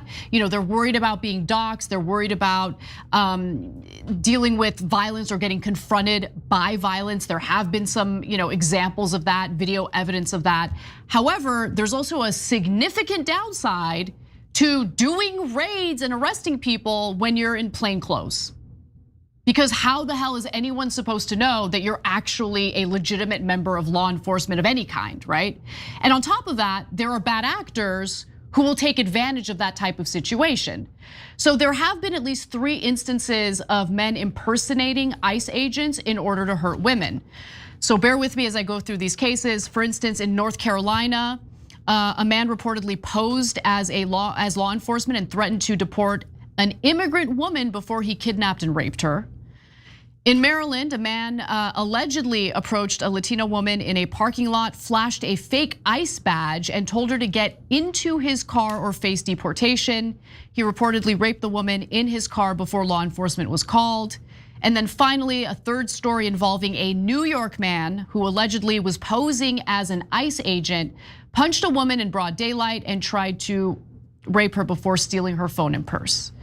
So identification is really important in this case, especially because you don't want someone to assume that they're being kidnapped by someone who is just a random criminal when they could be an ICE agent, right? And then on top of that, again, through these examples that I just outlined, there are bad actors who are taking advantage of the lack of identification situation, and they're posing as ICE agents in order to kidnap women and harm them. So the Democratic Women's Caucus is demanding action here. In a letter to DHS Secretary Kristi Noem and other Trump administration officials that was signed by 33 members of the caucus, they urge agents to visibly and clearly identify themselves when conducting immigration enforcement activities, to stop enabling impersonators who leverage women's uncertainty and fear of immigration consequences to rape, harass, and abuse them. In the letter, they write that all of our lives, we are taught to fear masked men in unmarked vehicles. As a woman, I can attest to that. That is very true. We learn we should run from such men to avoid being kidnapped, sexually assaulted, or killed. Yet ICE is increasingly conducting raids and arrests in masks, plain clothes, without visible identification or badges, using unmarked vehicles. Tactics that cause confusion, terror, and mistrust among the public. And so I totally agree with that. I also see the perspective of the agents who don't want to be doxxed or met with violence.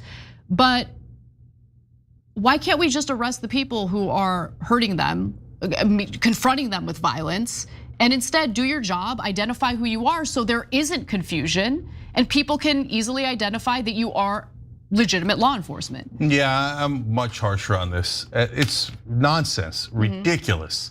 And this is authoritarian crap.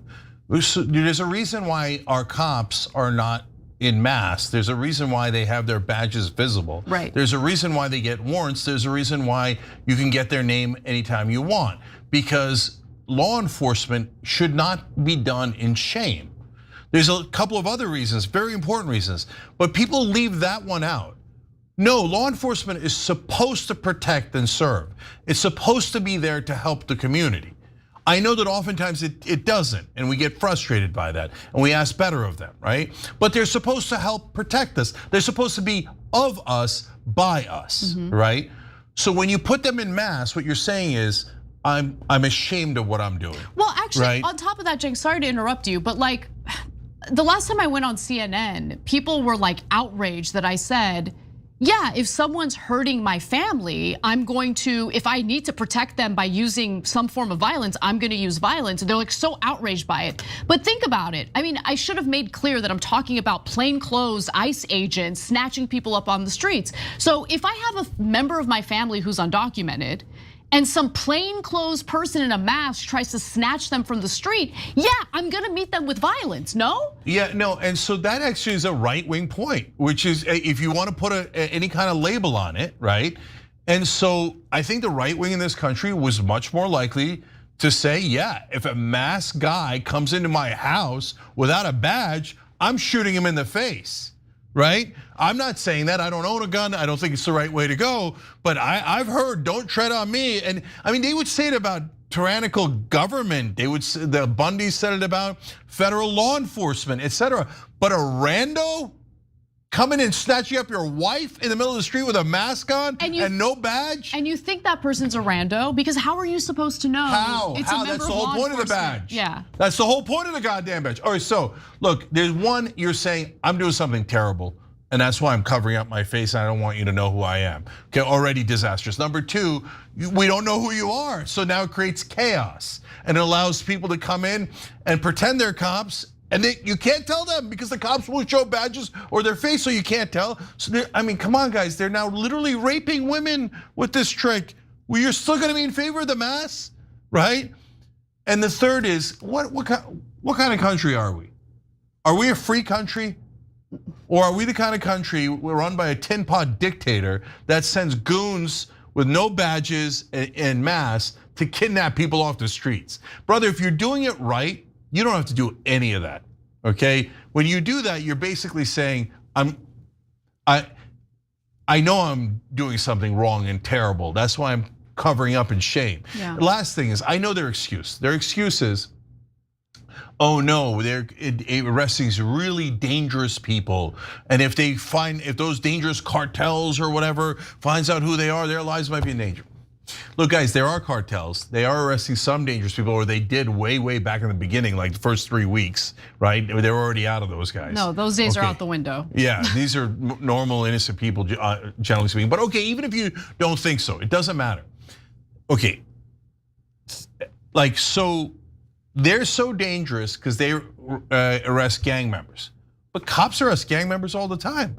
Cops in LA are dealing with the MS-13, 18th Street gang, etc. They don't wear masks. Okay, in Chicago, they're arresting dangerous criminals all the time, everywhere.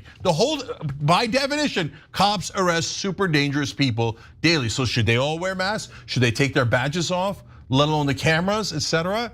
No, that's not how we run a free society. That's how you run a dark, disastrous society. Well, we live in that society, so congratulations, everyone. We got to take a break. When we come back, we'll talk a little bit about Bret Baier sharing his concerns and distaste toward Trump's immigration policies. That and more coming right up. You ever played quarters?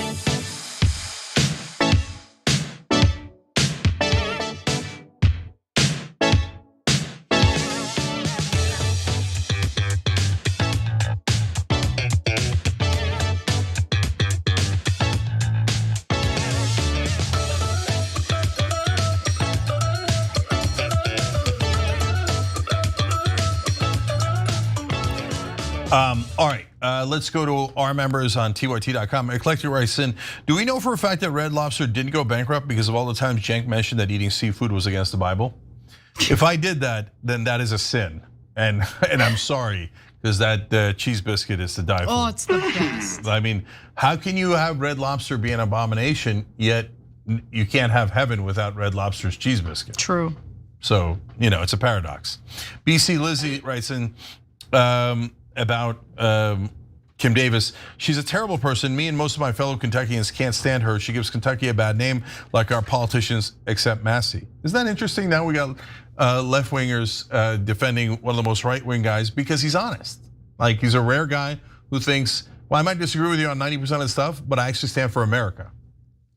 And that's so rare that it's, oh God, our politicians are so corrupt. Okay, a wise old man says, my wife's Palestinian, my kids are half, whatever that means. I cry every day because of the genocide. TYT is one of my few sources of sanity. Democracy Now! Is one of the others. Yep, they've been doing terrific work on that. Helen 007 says, the biggest failure of the Dems is letting people like Tucker, Marjorie Taylor Greene seem credible because they're at least speaking the truth on Israel. Yes. They are letting these bad actors fill a void that Dems refuse to. Buttigieg's answer to the question about Israel was not only a monumental failure, but an opening for these horrible people to seem rational because they at least speak the truth on Israel.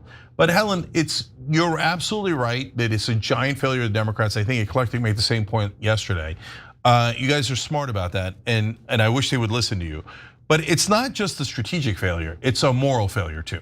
When you let Tucker Carlson and Marjorie Taylor Greene outflank you morally, it doesn't mean that they're in a great place. It means you're in a terrible place, right? So that's where Buttigieg and almost all the corporate Democrats are, where they are more immoral because of corruption than Tucker Carlson. So that's how far the Democratic Party is sunk, okay? Jacob Saylor says, as someone who grew up in a Pentecostal Christian household, I heard about the rapture so much, I just assumed it was solid Christian belief. I know. I mean, there's so many things that we assume that it's nothing but propaganda. Kat says, 60 years ago, I lived among Palestinians, and the only time I heard from the river to the sea was from Israelis. Of course, the Israelis have been saying from the river to the sea from day one. And then if you say it here in America, they'll do a censure, congressional investigations, etc. The hypocrisy is unbelievable, but Dana Bash has never figured it out. Never seen the hypocrisy. Doesn't know that Netanyahu said it, right? Oh golly gee, I don't know anything. The Israelis are angels. Just Jim says, I watched Morning Joe the last 2 days and there was much anti-Israel discourse.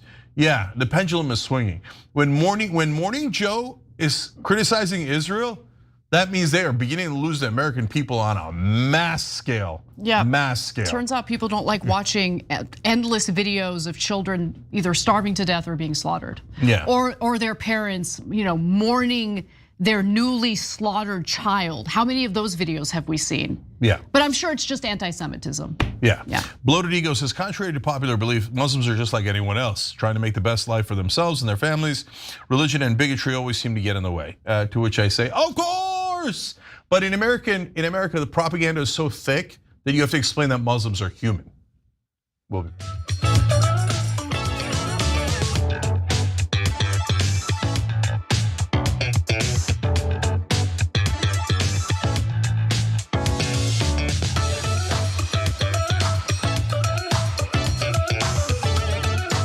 Back on TYT, Cenk and Anna with you guys, and also Nerd Ferguson and Mohammed Halisi. You guys are amazing for signing up through TYT.com, and Joseph Kenya and John Branch. Thank you for signing up through YouTube. You guys are all beautiful people. We love you for that.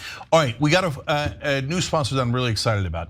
It's Chapter. So we've been covering Medicare fraud for a long time, and unfortunately, there's hundreds of these brokers out there now, and they're getting paid by the insurance companies, so they're not giving you the right advice. But Chapter is. We did a lot of research into this, and they're so rare, they're almost unique.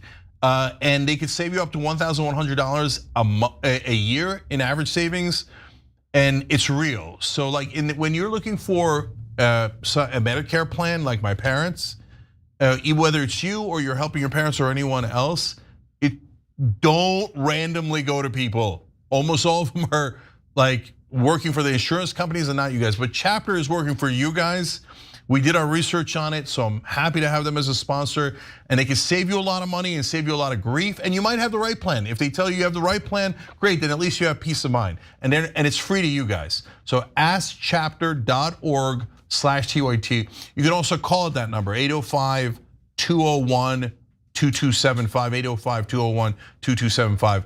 But to me, the easiest way is askchapter.org/TYT. Definitely check them out. I'm gonna use them for my parents. We're gonna save some money and have peace of mind. Anna. All right, let's talk about one of the more surprising stories that broke recently. President Trump's crackdown on illegal immigration is having a negative impact and effect on the agriculture industry. The loss of workers causing problems for farmers out west. It certainly doesn't help when you're already facing a labor shortage to now have your current employees that you generally depend on, not being sure if they want to come to work or not because of those potential, threats, I guess, to them. That was a segment on Fox News, not MSNBC, not ABC News, not CBS. That was Fox News, and who you just heard from in the very beginning was Bret Baier, who reported on farm workers in the Pacific Northwest who are afraid to show up to work to do their jobs due to ICE raids. Here's more. When ICE raided a California farm in June, rounding up illegal immigrants, the ripple effect has led to worker shortages at farms all the way up the West Coast. Some cherry growers in Oregon and Washington State say they had to leave more than a third of their crop on the trees. The USDA reports 42% of farm workers are undocumented. Other estimates say it's at least 2/3, but that could be changing. Just about every worker in this apple orchard in Brewster, Washington is a legal foreign guest worker on a 6-month contract through the government's H-2A program. I don't know that I would call it a silver bullet. It allows an employer to bring in a legal workforce to work on their property. Use of the H-2A program has been growing steadily for years and now sits at 380,000 guest farm workers, a 300% increase since 2010. But most small and mid-sized growers still can't afford it, leaving them at risk of losing their workforce and ultimately their farms. So I understand the visa plan, the visa idea, which in a perfect world that would work out great, because look, the fact of the matter is when it comes to farming, that is a very difficult job, and farms historically, even in cases where they increase wages, provide, some pretty impressive benefits, have a hard time attracting American workers. It's just the truth. It's not because Americans are lazy, it's because Americans want other jobs. It is what it is. So what you could do is have a more robust visa program where you bring in, immigrants to work the crops or the harvests, and at least who's in the country. And by the way, since they're here legally, they also have recourse if they're being mistreated by their employer, which is an added benefit that I think is important and oftentimes overlooked. But if it's a costly system, and the smaller farms are not going to be able to stay afloat as a result of that costly system, well, we've got a problem there, and I don't know how you fix it. I don't know if you do it through some sort of, federal government subsidy that helps, bolster the resources of the smaller farms, because the last thing I want is the smaller farms to go under and have the situation where, the agriculture industry, which is really dominated by a few players, becomes even more, in power in this economic system. Anyway, what do you think about this, Jake? Okay, so first of all, I'm surprised that the number is that low. That of the farm workers, it's only 42 to 67% are undocumented immigrants. I would have guessed 98%, to be honest. Really? Yeah, okay. Because every time we've done a story about how they did a raid in Georgia or Alabama and they took away all the undocumented immigrants. This is pre-Trump, right? They would live to regret it, and they'd bring them right back, right? Because they could, no matter what they put the price at, the wage at, people would go there, work half a day and quit, work half a day and quit, right? And so they could. So it turns out though, when you look into it, now I understand why. Because the rest are not necessarily American citizens at all, okay? In fact, the great majority are not. What they're doing now is they're giving temporary work permits for people from Mexico and Latin America and Jamaica and other places, and they're actually paying for them for their travel, and they're paying them $20 an hour. Okay, yeah, at $20 an hour, you can get people from other countries to come and do it legally here. And then I think, why haven't we been doing that from day one? Yeah. Right? If it turns out really Americans can't do it at a price where we could then, pay for that fruit. Like, so they'll say, okay, the fruit, the vegetables, et cetera, that they're picking, now because you're paying $20, et cetera, it's gonna cost a little bit more. I say, I get it. That's what it costs. That's what it costs without slave labor. Yeah. I'm comfortable with it, yeah, right? Yeah, me too, yes. So then I'll eat less, whatever it is, we'll adjust, right? I don't wanna eat less. Okay, but whatever it is, I don't, if the price of having that be really low is that we have an undocumented immigrant system in this country that's totally broken and lawless and chaotic, et cetera. I don't want to pay that price. I'd rather pay a couple of cents more for lettuce or whatever it might be, okay? So for God's sake, can we get this to sanity now that most Americans agree? Now close to 80% of Americans agree, let's do a sane pathway to citizenship, right? So we'll give you the exact numbers in a second, right? Yeah. But as Anna reads those numbers for you guys, I want you to keep in mind that if you watch cable news at any moment in time, you'll think that Americans are at loggerheads. Like half of us want nothing but undocumented immigrants, and the other half hate undocumented immigrants and never want them to have a pathway to citizenship. Now, find out the reality. Yeah, well, let me just comment on that quickly because the conversation is dominated by the two extremes. Haven't you noticed that? I mean, the people who have a nuanced view on any policy, like put immigration aside, literally any other policy, anyone who wants to have a nuanced conversation about it, they're not represented in the media. It's always the cranks, it's always the extremes on both sides of the political spectrum. Let me say two more things about that before we give you the facts on this story. Look, Anna, you're right, and it's not just cable news, online media too, right? And so, oh my God, take the most extreme person on the left and take the most extreme person on the right and talk about them nonstop. Oh, look at how extreme the other side is. Yeah, I know, because you picked a dude from the very end of the spectrum. Same thing on the other side. Oh, look at this guy, this lady with the purple hair and blah, blah, blah. And she believes these crazy things and doesn't even think Sydney Sweeney's hot, right? Oh, that's all the left, right? Okay, and that's all the right. And have we been guilty of that? Yes. Okay, because sometimes things are so extreme and it drives you crazy and you point it out and go, don't do this, right? But guys, when you look at the actual facts of where Americans stand on the issues, and I love this new trend, and I'm very proud to be part of this new trend. And in fact, I would argue one of the trailblazers in that trend we have been as a show, right? Which is now getting people to focus on the things that unite us. Yes, and look, at the very beginning of Trump's second term, I do think that Republicans were more draconian, and I'm talking about the base, more draconian and wanting like everyone out, mass deportations.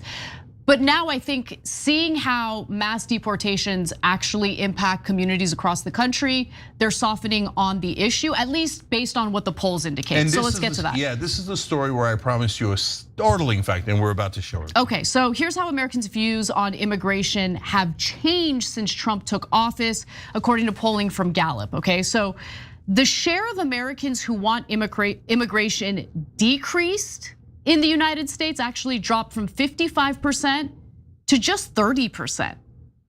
That's pretty shocking. That's a huge drop, unbelievable. About 4 in 10 say immigration should be kept at its current level. Only 26% say immigration should be increased. The share of Republicans saying immigration should be decreased dropped from a high of 88% to 48% in the last year? Unbelievable. That is unbelievable. Like, okay, I'm gonna keep it real. That's almost too unbelievable, and I'm worried that there's something wrong with the methodology. No. How does it go from 88% to 48%? That's insane. Anna, this was one of the most startling news stories I've seen in a long time. The change among the right wingers is so huge among Republicans that, like Anna, I had trouble believing it until I dove further into the numbers, and it turns out they match. So, look guys, the pendulum swings, and so as we were saying, what you see in media is oftentimes a mirage, right? But what winds up happening is, this is a perfect case of the American people landing in the right place, in my opinion, okay? So in the beginning these days, meaning Biden, right? There's a lot more before that, obviously. Biden's too lax at the border. Everyone agrees, even the left agrees these days. Do they? Generally speaking, Democrats generally do, okay? And we do because it's true, right? And so at that point, all Americans, the numbers start rising, going, I want less immigration, less immigration, less immigration, right? And that number is huge. And then for Republicans, it gets all the way up to 88%, right? Then Trump does a pretty good job of closing the border. Okay, so that's pro-Trump, but it's also pro, hey, we're getting to a better balance. So the American people are starting to feel more comfortable because they don't see people rushing over the border, right? In the numbers that they saw before. Then Trump starts to do the mass deportations. Then you've got the guys en masse grabbing people off the streets in front of a Home Depot, breaking up families, no badges, thugs pulling up in vans, etc. And they start losing everybody, right? As we showed you guys here, Joe Rogan's gone. Half the podcasters are, in fact, I think almost all the podcasters that were independents, the bro guys, are all gone. They're like, we don't want this. Nobody asked for this, right? We asked you to close the border, nice job. We asked you to kick out the criminals, nice job, right? We didn't ask for go snatch up grandma, right? But with a bunch of thugs en masse. So now, once people see that, boom, the numbers drop like a rock, right? And the American people get to the equilibrium that they wanted. Now, this is not the equilibrium. Trump's gonna have to walk it back, right? But what they're sending a very clear message. We said close the border, we said kick out the criminals, but we didn't say hate immigrants. We didn't say that. In fact, this is a country of immigrants, and the overwhelming majority of Americans love and respect these immigrants and don't want you to ruin their lives. And a shockingly high percentage want them to become citizens. Pathway to citizenship. Yes. Yeah. And a pathway is a pathway. You know, you pay your dues, you work a long time here at a super hard job for not a great rate, and then you become a citizen. That's fair. That's fair. And that's what Americans are saying now. All right, we'll end on that positive note, but let's take a break, come back, and I'll tell you about this feud between Marjorie Taylor Greene and Laura Loomer, which is one of the more entertaining stories of our time. We'll be back. They don't know what it's like to be me. Be nice to me.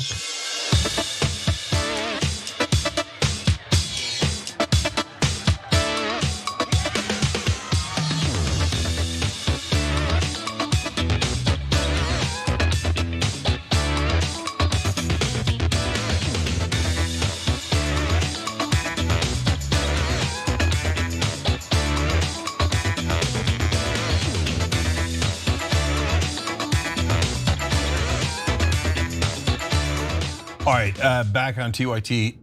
Mohammed Halisi, who I just said joined up, wrote in, Anna and Cenk, God bless both of you. You're the voice of the voiceless Palestinian women and children.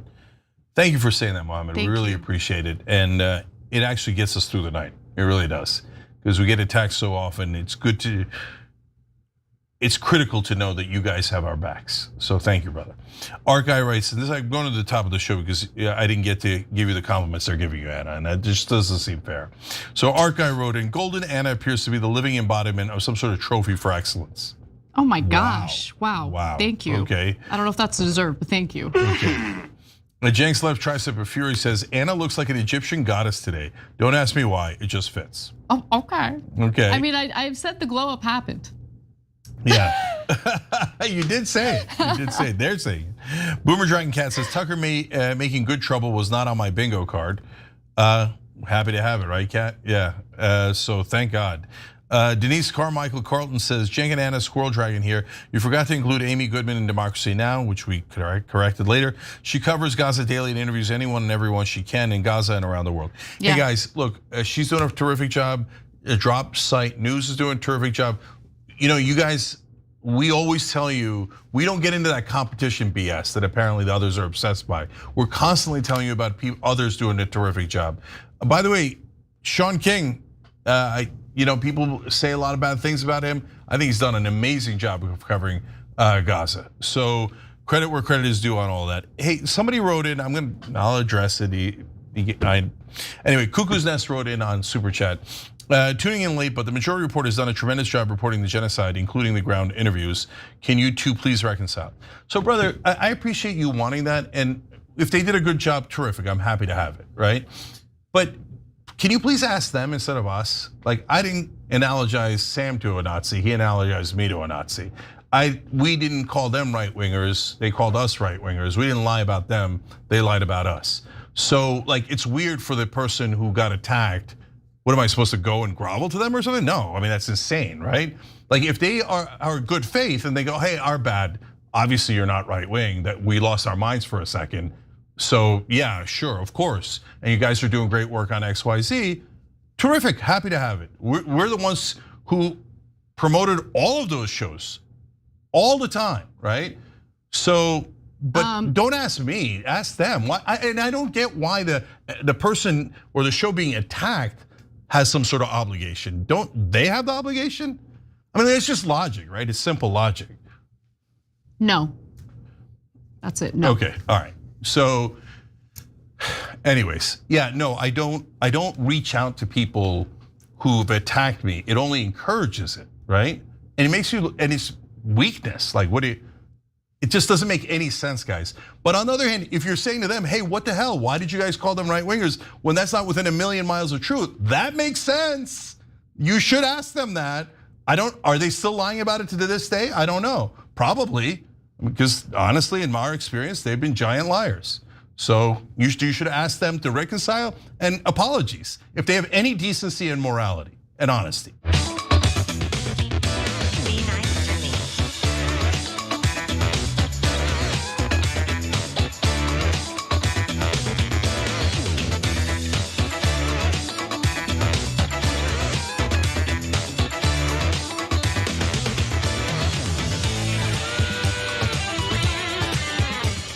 All right, back on TYT, Cenk and Anna with you guys. Benjamin White, thank you for writing in as a YouTube member saying, thank you, Anna and Cenk, your open-minded approach there on these critical issues is giving us hope in these insane times. Everybody, I love you for saying that. Keep an open mind. We kept an open mind, and now we've got allies from the right on Israel and on Epstein files that most of us didn't expect, but they're here and they're doing important work in trying to bring sanity to those two issues. So thank you for noticing, and we love you for it. Anna. There's a giant conflict happening right now between Marjorie Taylor Greene and Laura Loomer. Laura Loomer, hardcore Zionist, loves the neocons while pretending to hate the neocons. Whereas you have someone like Marjorie Taylor Greene who's been very critical of the influence the Israel lobby has on politicians in America. So with that context in mind, let's get into it. Marjorie Taylor Greene can use my MyPillow code, Loomer at MyPillow, so that she can get herself a nice pillow for her knees to place under Kevin McCarthy's desk. How about that? She's just a bitch, right? She just really is a bitch. She says that she's spreading all this truth, but yeah, you're right. She's just spreading her legs. Laura Loomer is another one that has relentless attacked me. Many other America First Republicans like Matt Gaetz. You find out who these people are. You find out which country they're loyal to the minute you start saying something about it, and they truly expose themselves. Wow. Well, that ugly, long-running feud between MAGA darlings Marjorie Taylor Greene and Laura Loomer just got even uglier with accusations of lying, cheating, and meat in pants. Okay, that sounds crazy, but just bear with me as I get to the details. Yeah, just look, guys, there's a natural urge to go, ha, they both suck, and I'm glad that they're both ripping each other apart, right? And there's certainly plenty of history that would justify that. And I get that as an instinctual response. But please don't fall into it. One person is right and the other person is wrong in this case, okay? Because it's about a specific issue. Yes. Right? And so you can dislike both of them for other reasons, but on this issue, don't do the lazy thing of ha, and they're both 100% wrong. There's a reason why Loomer's attacking her over and over and over again in the most vicious and vile ways. They really are vicious and vile ways. Okay, so let me set this up for you so you understand what's going on. So we have to start with the most bizarre attack and Loomer's hilarious attempt to cover up her bizarre attack against Marjorie Taylor Greene, which we know about because of the fact that Loomer is currently suing Bill Maher for defamation. So she claims that Bill Maher had said that, she's sleeping with Donald Trump or might be sleeping with Donald Trump. And for that, she has decided to sue Bill Maher. And during the course of this deposition that Laura Loomer sat in for, Marjorie Taylor Greene came up. So HBO lawyer Catherine Bolger brought up some offensive tweets that Loomer had sent in the past, including attacks that she made against Marjorie Taylor Greene. So in September of 2024, during a blowout fight between the two women, Loomer went after Greene for her alleged affair and wrote that she had Arby's in her pants. Which if you don't know, and I didn't know, is a crude way of attacking a woman as being too promiscuous or loose. Anyway, okay. All right. I don't. We're not gonna get into it. You either get it or you don't. Okay, so we're moving on. So I didn't know it either, by the way. But so the way that she denied it was absurd. Yeah, so that's what we're gonna get into now. So here's how the exchange went between Loomer and the HBO lawyer, okay? So Bolger says, can you explain to me what it means to say to her that the Arby's in her pants? Okay, so Larry Klayman, who's Laura Loomer's attorney, responds with objection, relevancy. Bolger says, answer the question. Loomer says, Arby's sells roast beef. At that point, Bolger, again, the HBO lawyer, says, right, can you tell me why were you talking about Arby's in her pants? Loomer says, well, it's just an expression. Bolger says, what is the expression trying to convey? Loomer says, it conveys the reason why she got a divorce by her own admission. Bolger says, because she had roast beef in her pants? Loomer says, yeah. Bolger says, she'd put roast beef in her pants? That's what you're trying to say there? You're literally saying she put Arby's in her pants. And Loomer says, I'm saying she literally, it's so ridiculous. I'm saying she literally put Arby's in her pants, yes. At that point, Loomer is laughing according to the court record. And then Bolger says, so what is your basis for saying she had Arby's in her pants? Loomer says, because I know she likes to eat at Arby's. Bolger says, and she likes to put it in her pants? You know that? Loomer says, yeah. Bolger says, okay, if I ask Marjorie Taylor Greene, she would tell you that she puts Arby's in her pants? Loomer says, it's my best belief that she would tell you that, yes. No, she wouldn't. Okay, so guys, if you're trying to figure out what in the world is going on here, okay? Laura Loomer keeps saying that Marjorie Taylor Greene is a loose woman, okay? And she says it in 100 different ways. We've got more of that coming. In fact, right after the deposition, she then goes on X to say this, tweeting to Marjorie Taylor Greene, how does it feel to eat at Arby's every day? Yeah, so now, okay, that's the Arby's reference is the same thing as loose woman, okay? For reasons you might be able to do this, okay. So, but the reason why Bolger, the attorney, is trying to get her to admit that, and why Loomer is obviously lying about what she really intends, is because she's saying, can you believe that Bill Maher said I'm a loose woman? And so Bill Maher's lawyer is saying, wait, don't you say that about other people with no evidence at all the time? Right. Right? So she doesn't want to admit that, so she just lies on the stand and goes, oh no, I did not make that reference, that is an internet meme. I meant she literally takes an Arby's sandwich and puts it in her pants. Now, of course, everybody knows you're lying, right? So, but for Loomer, lying is Tuesday. So when she's talking, she's lying. So to her, that doesn't bother her conscience, or it's illegal, but who cares? She doesn't care about any of that. Loomer hates Marjorie Taylor Greene because Marjorie Taylor Greene has been speaking out, about the foreign influence of our members of Congress. She has a sign outside of her door letting foreign lobbyists know, or individuals representing foreign countries like Israel know, don't come to my office. I'm not taking bribes from you. I'm not interested. I'm America first. Well, that offends the sensibilities of someone who is like a hardcore Zionist, like Laura Loomer, who loves the Israel lobby, loves the influence that the Israel lobby has over our members of Congress, and has basically tried to make Representative Greene some sort of pariah on the issue that she actually happens to be very good on. Right on. She actually wants to reject that kind of influence, and I commend her for it. So let's talk about the attacks from just yesterday, recent attacks. Believe it or not, there is much more to this feud, which continued on X. So Loomer is, again, a big defender of Israel and hasn't taken too kindly to Marjorie Taylor Greene's vocal criticisms of AIPAC's influence.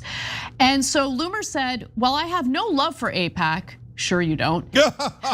She's such a liar, it's amazing. What an unbelievable liar. It's so funny watching Marjorie Greene come out and say she is going on an anti-pro-Israel crusade. When I was running for Congress, she begged me to write a letter for her saying she supports the Jews after she made her Jewish space lasers comment. Now, Marjorie Taylor Greene constantly asked me to introduce her to Jewish donors. Hilarious. I'm going to go through her FEC and show all the receipts.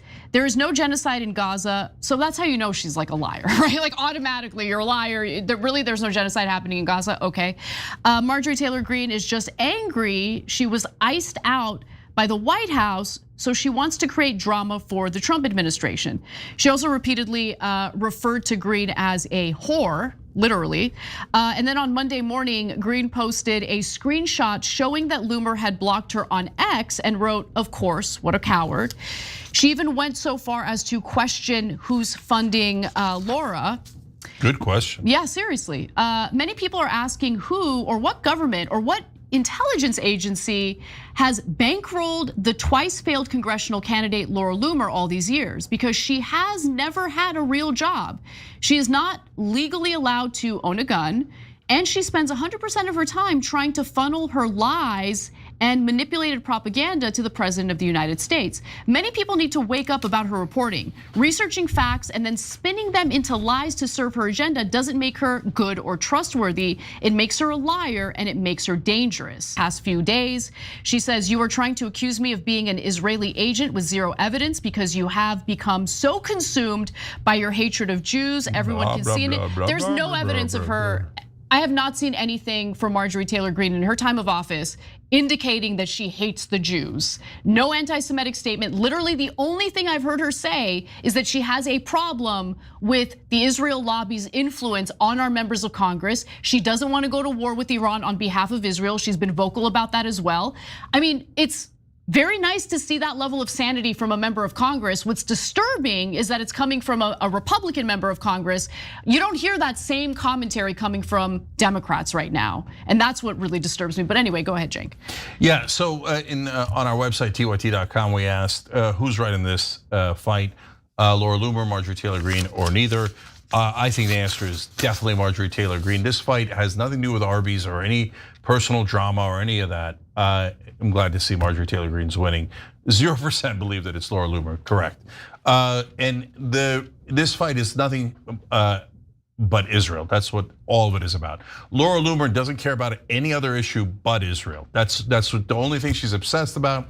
The press almost actively lies on her behalf. They say she's fighting neocons in the administration. That is the exact opposite of the truth. She's trying to take out America First guys. They're all right wingers, right? But she's trying to take out America First guys and put in Israeli First guys. And so she's an Israeli firster through and through. All of her propaganda is on behalf of a foreign government. I have no idea if she's being paid or not. She just might be. Look, if you are doing propaganda on behalf of Israel, the press will lift you up. They'll start, right? I mean, she's a bona fide lunatic. She's the free press might be bought for $250 million by CBS, specifically because they want the pro-Israel bias. They said it. They said it. The guy buying it said he's way overpaying, like unbelievably overpaying. Yeah, good. Because get shafted. Okay, nice. No, because they're trying to send a message. If you're pro-Israel, you'll get a ton of money. If you're not pro-Israel, well, then you're going to be in trouble, right? So Laura Loomer, who's proudly declared that she's a white nationalist, now, like all of the mainstream media, totally amnesia, forgot about it completely. And they're all like, Laura Loomer, Laura Loomer, Laura Loomer. Laura Loomer says it's about Marjorie Taylor Greene. It's a real problem for Marjorie Taylor Greene. Marjorie Taylor Greene is the real problem here. Is she? Is she? Look, last thing is, the one part that sounded slightly believable is when she said, well, Marjorie Taylor Greene had asked me to say that, the Jewish space laser thing is that it's not something you should be worried about if you're Jewish, et cetera, and can you introduce me to Jewish donors? Okay, but let's say that that's true for a second. But now apparently Marjorie Taylor Greene is saying, no, I'm going to represent America even if it costs me Jewish donors. Well, that seems to be an action based on principle. And she's even willing to take on the Trump administration because Trump is catering to donors on Israel too much. Whether you agree with her or not overall, that sounds like America first. Yeah. And when Laura Loomer says we should do everything in our power to help Israel, well, by definition, that sounds like Israel first. So if you want to know who's right and wrong on this issue, it's not close. Laura Loomer is not interested in helping this country. She's interested in helping a different country. And we could disagree about how Marjorie Taylor Greene helps this country in other ways, But in this case, she's saying, no, we should represent Americans. And she's absolutely right about that. Okay, we got to go to our bonus episode now. And there we are going to magically do Operation Joy, where we will try to, and often do, bring you joy because you bring it to us. Well, if you're a member, you know, and this is usually the favorite part of the week for all of us. So hit that join button below or tyt.com/join, and we'll see you there in a minute.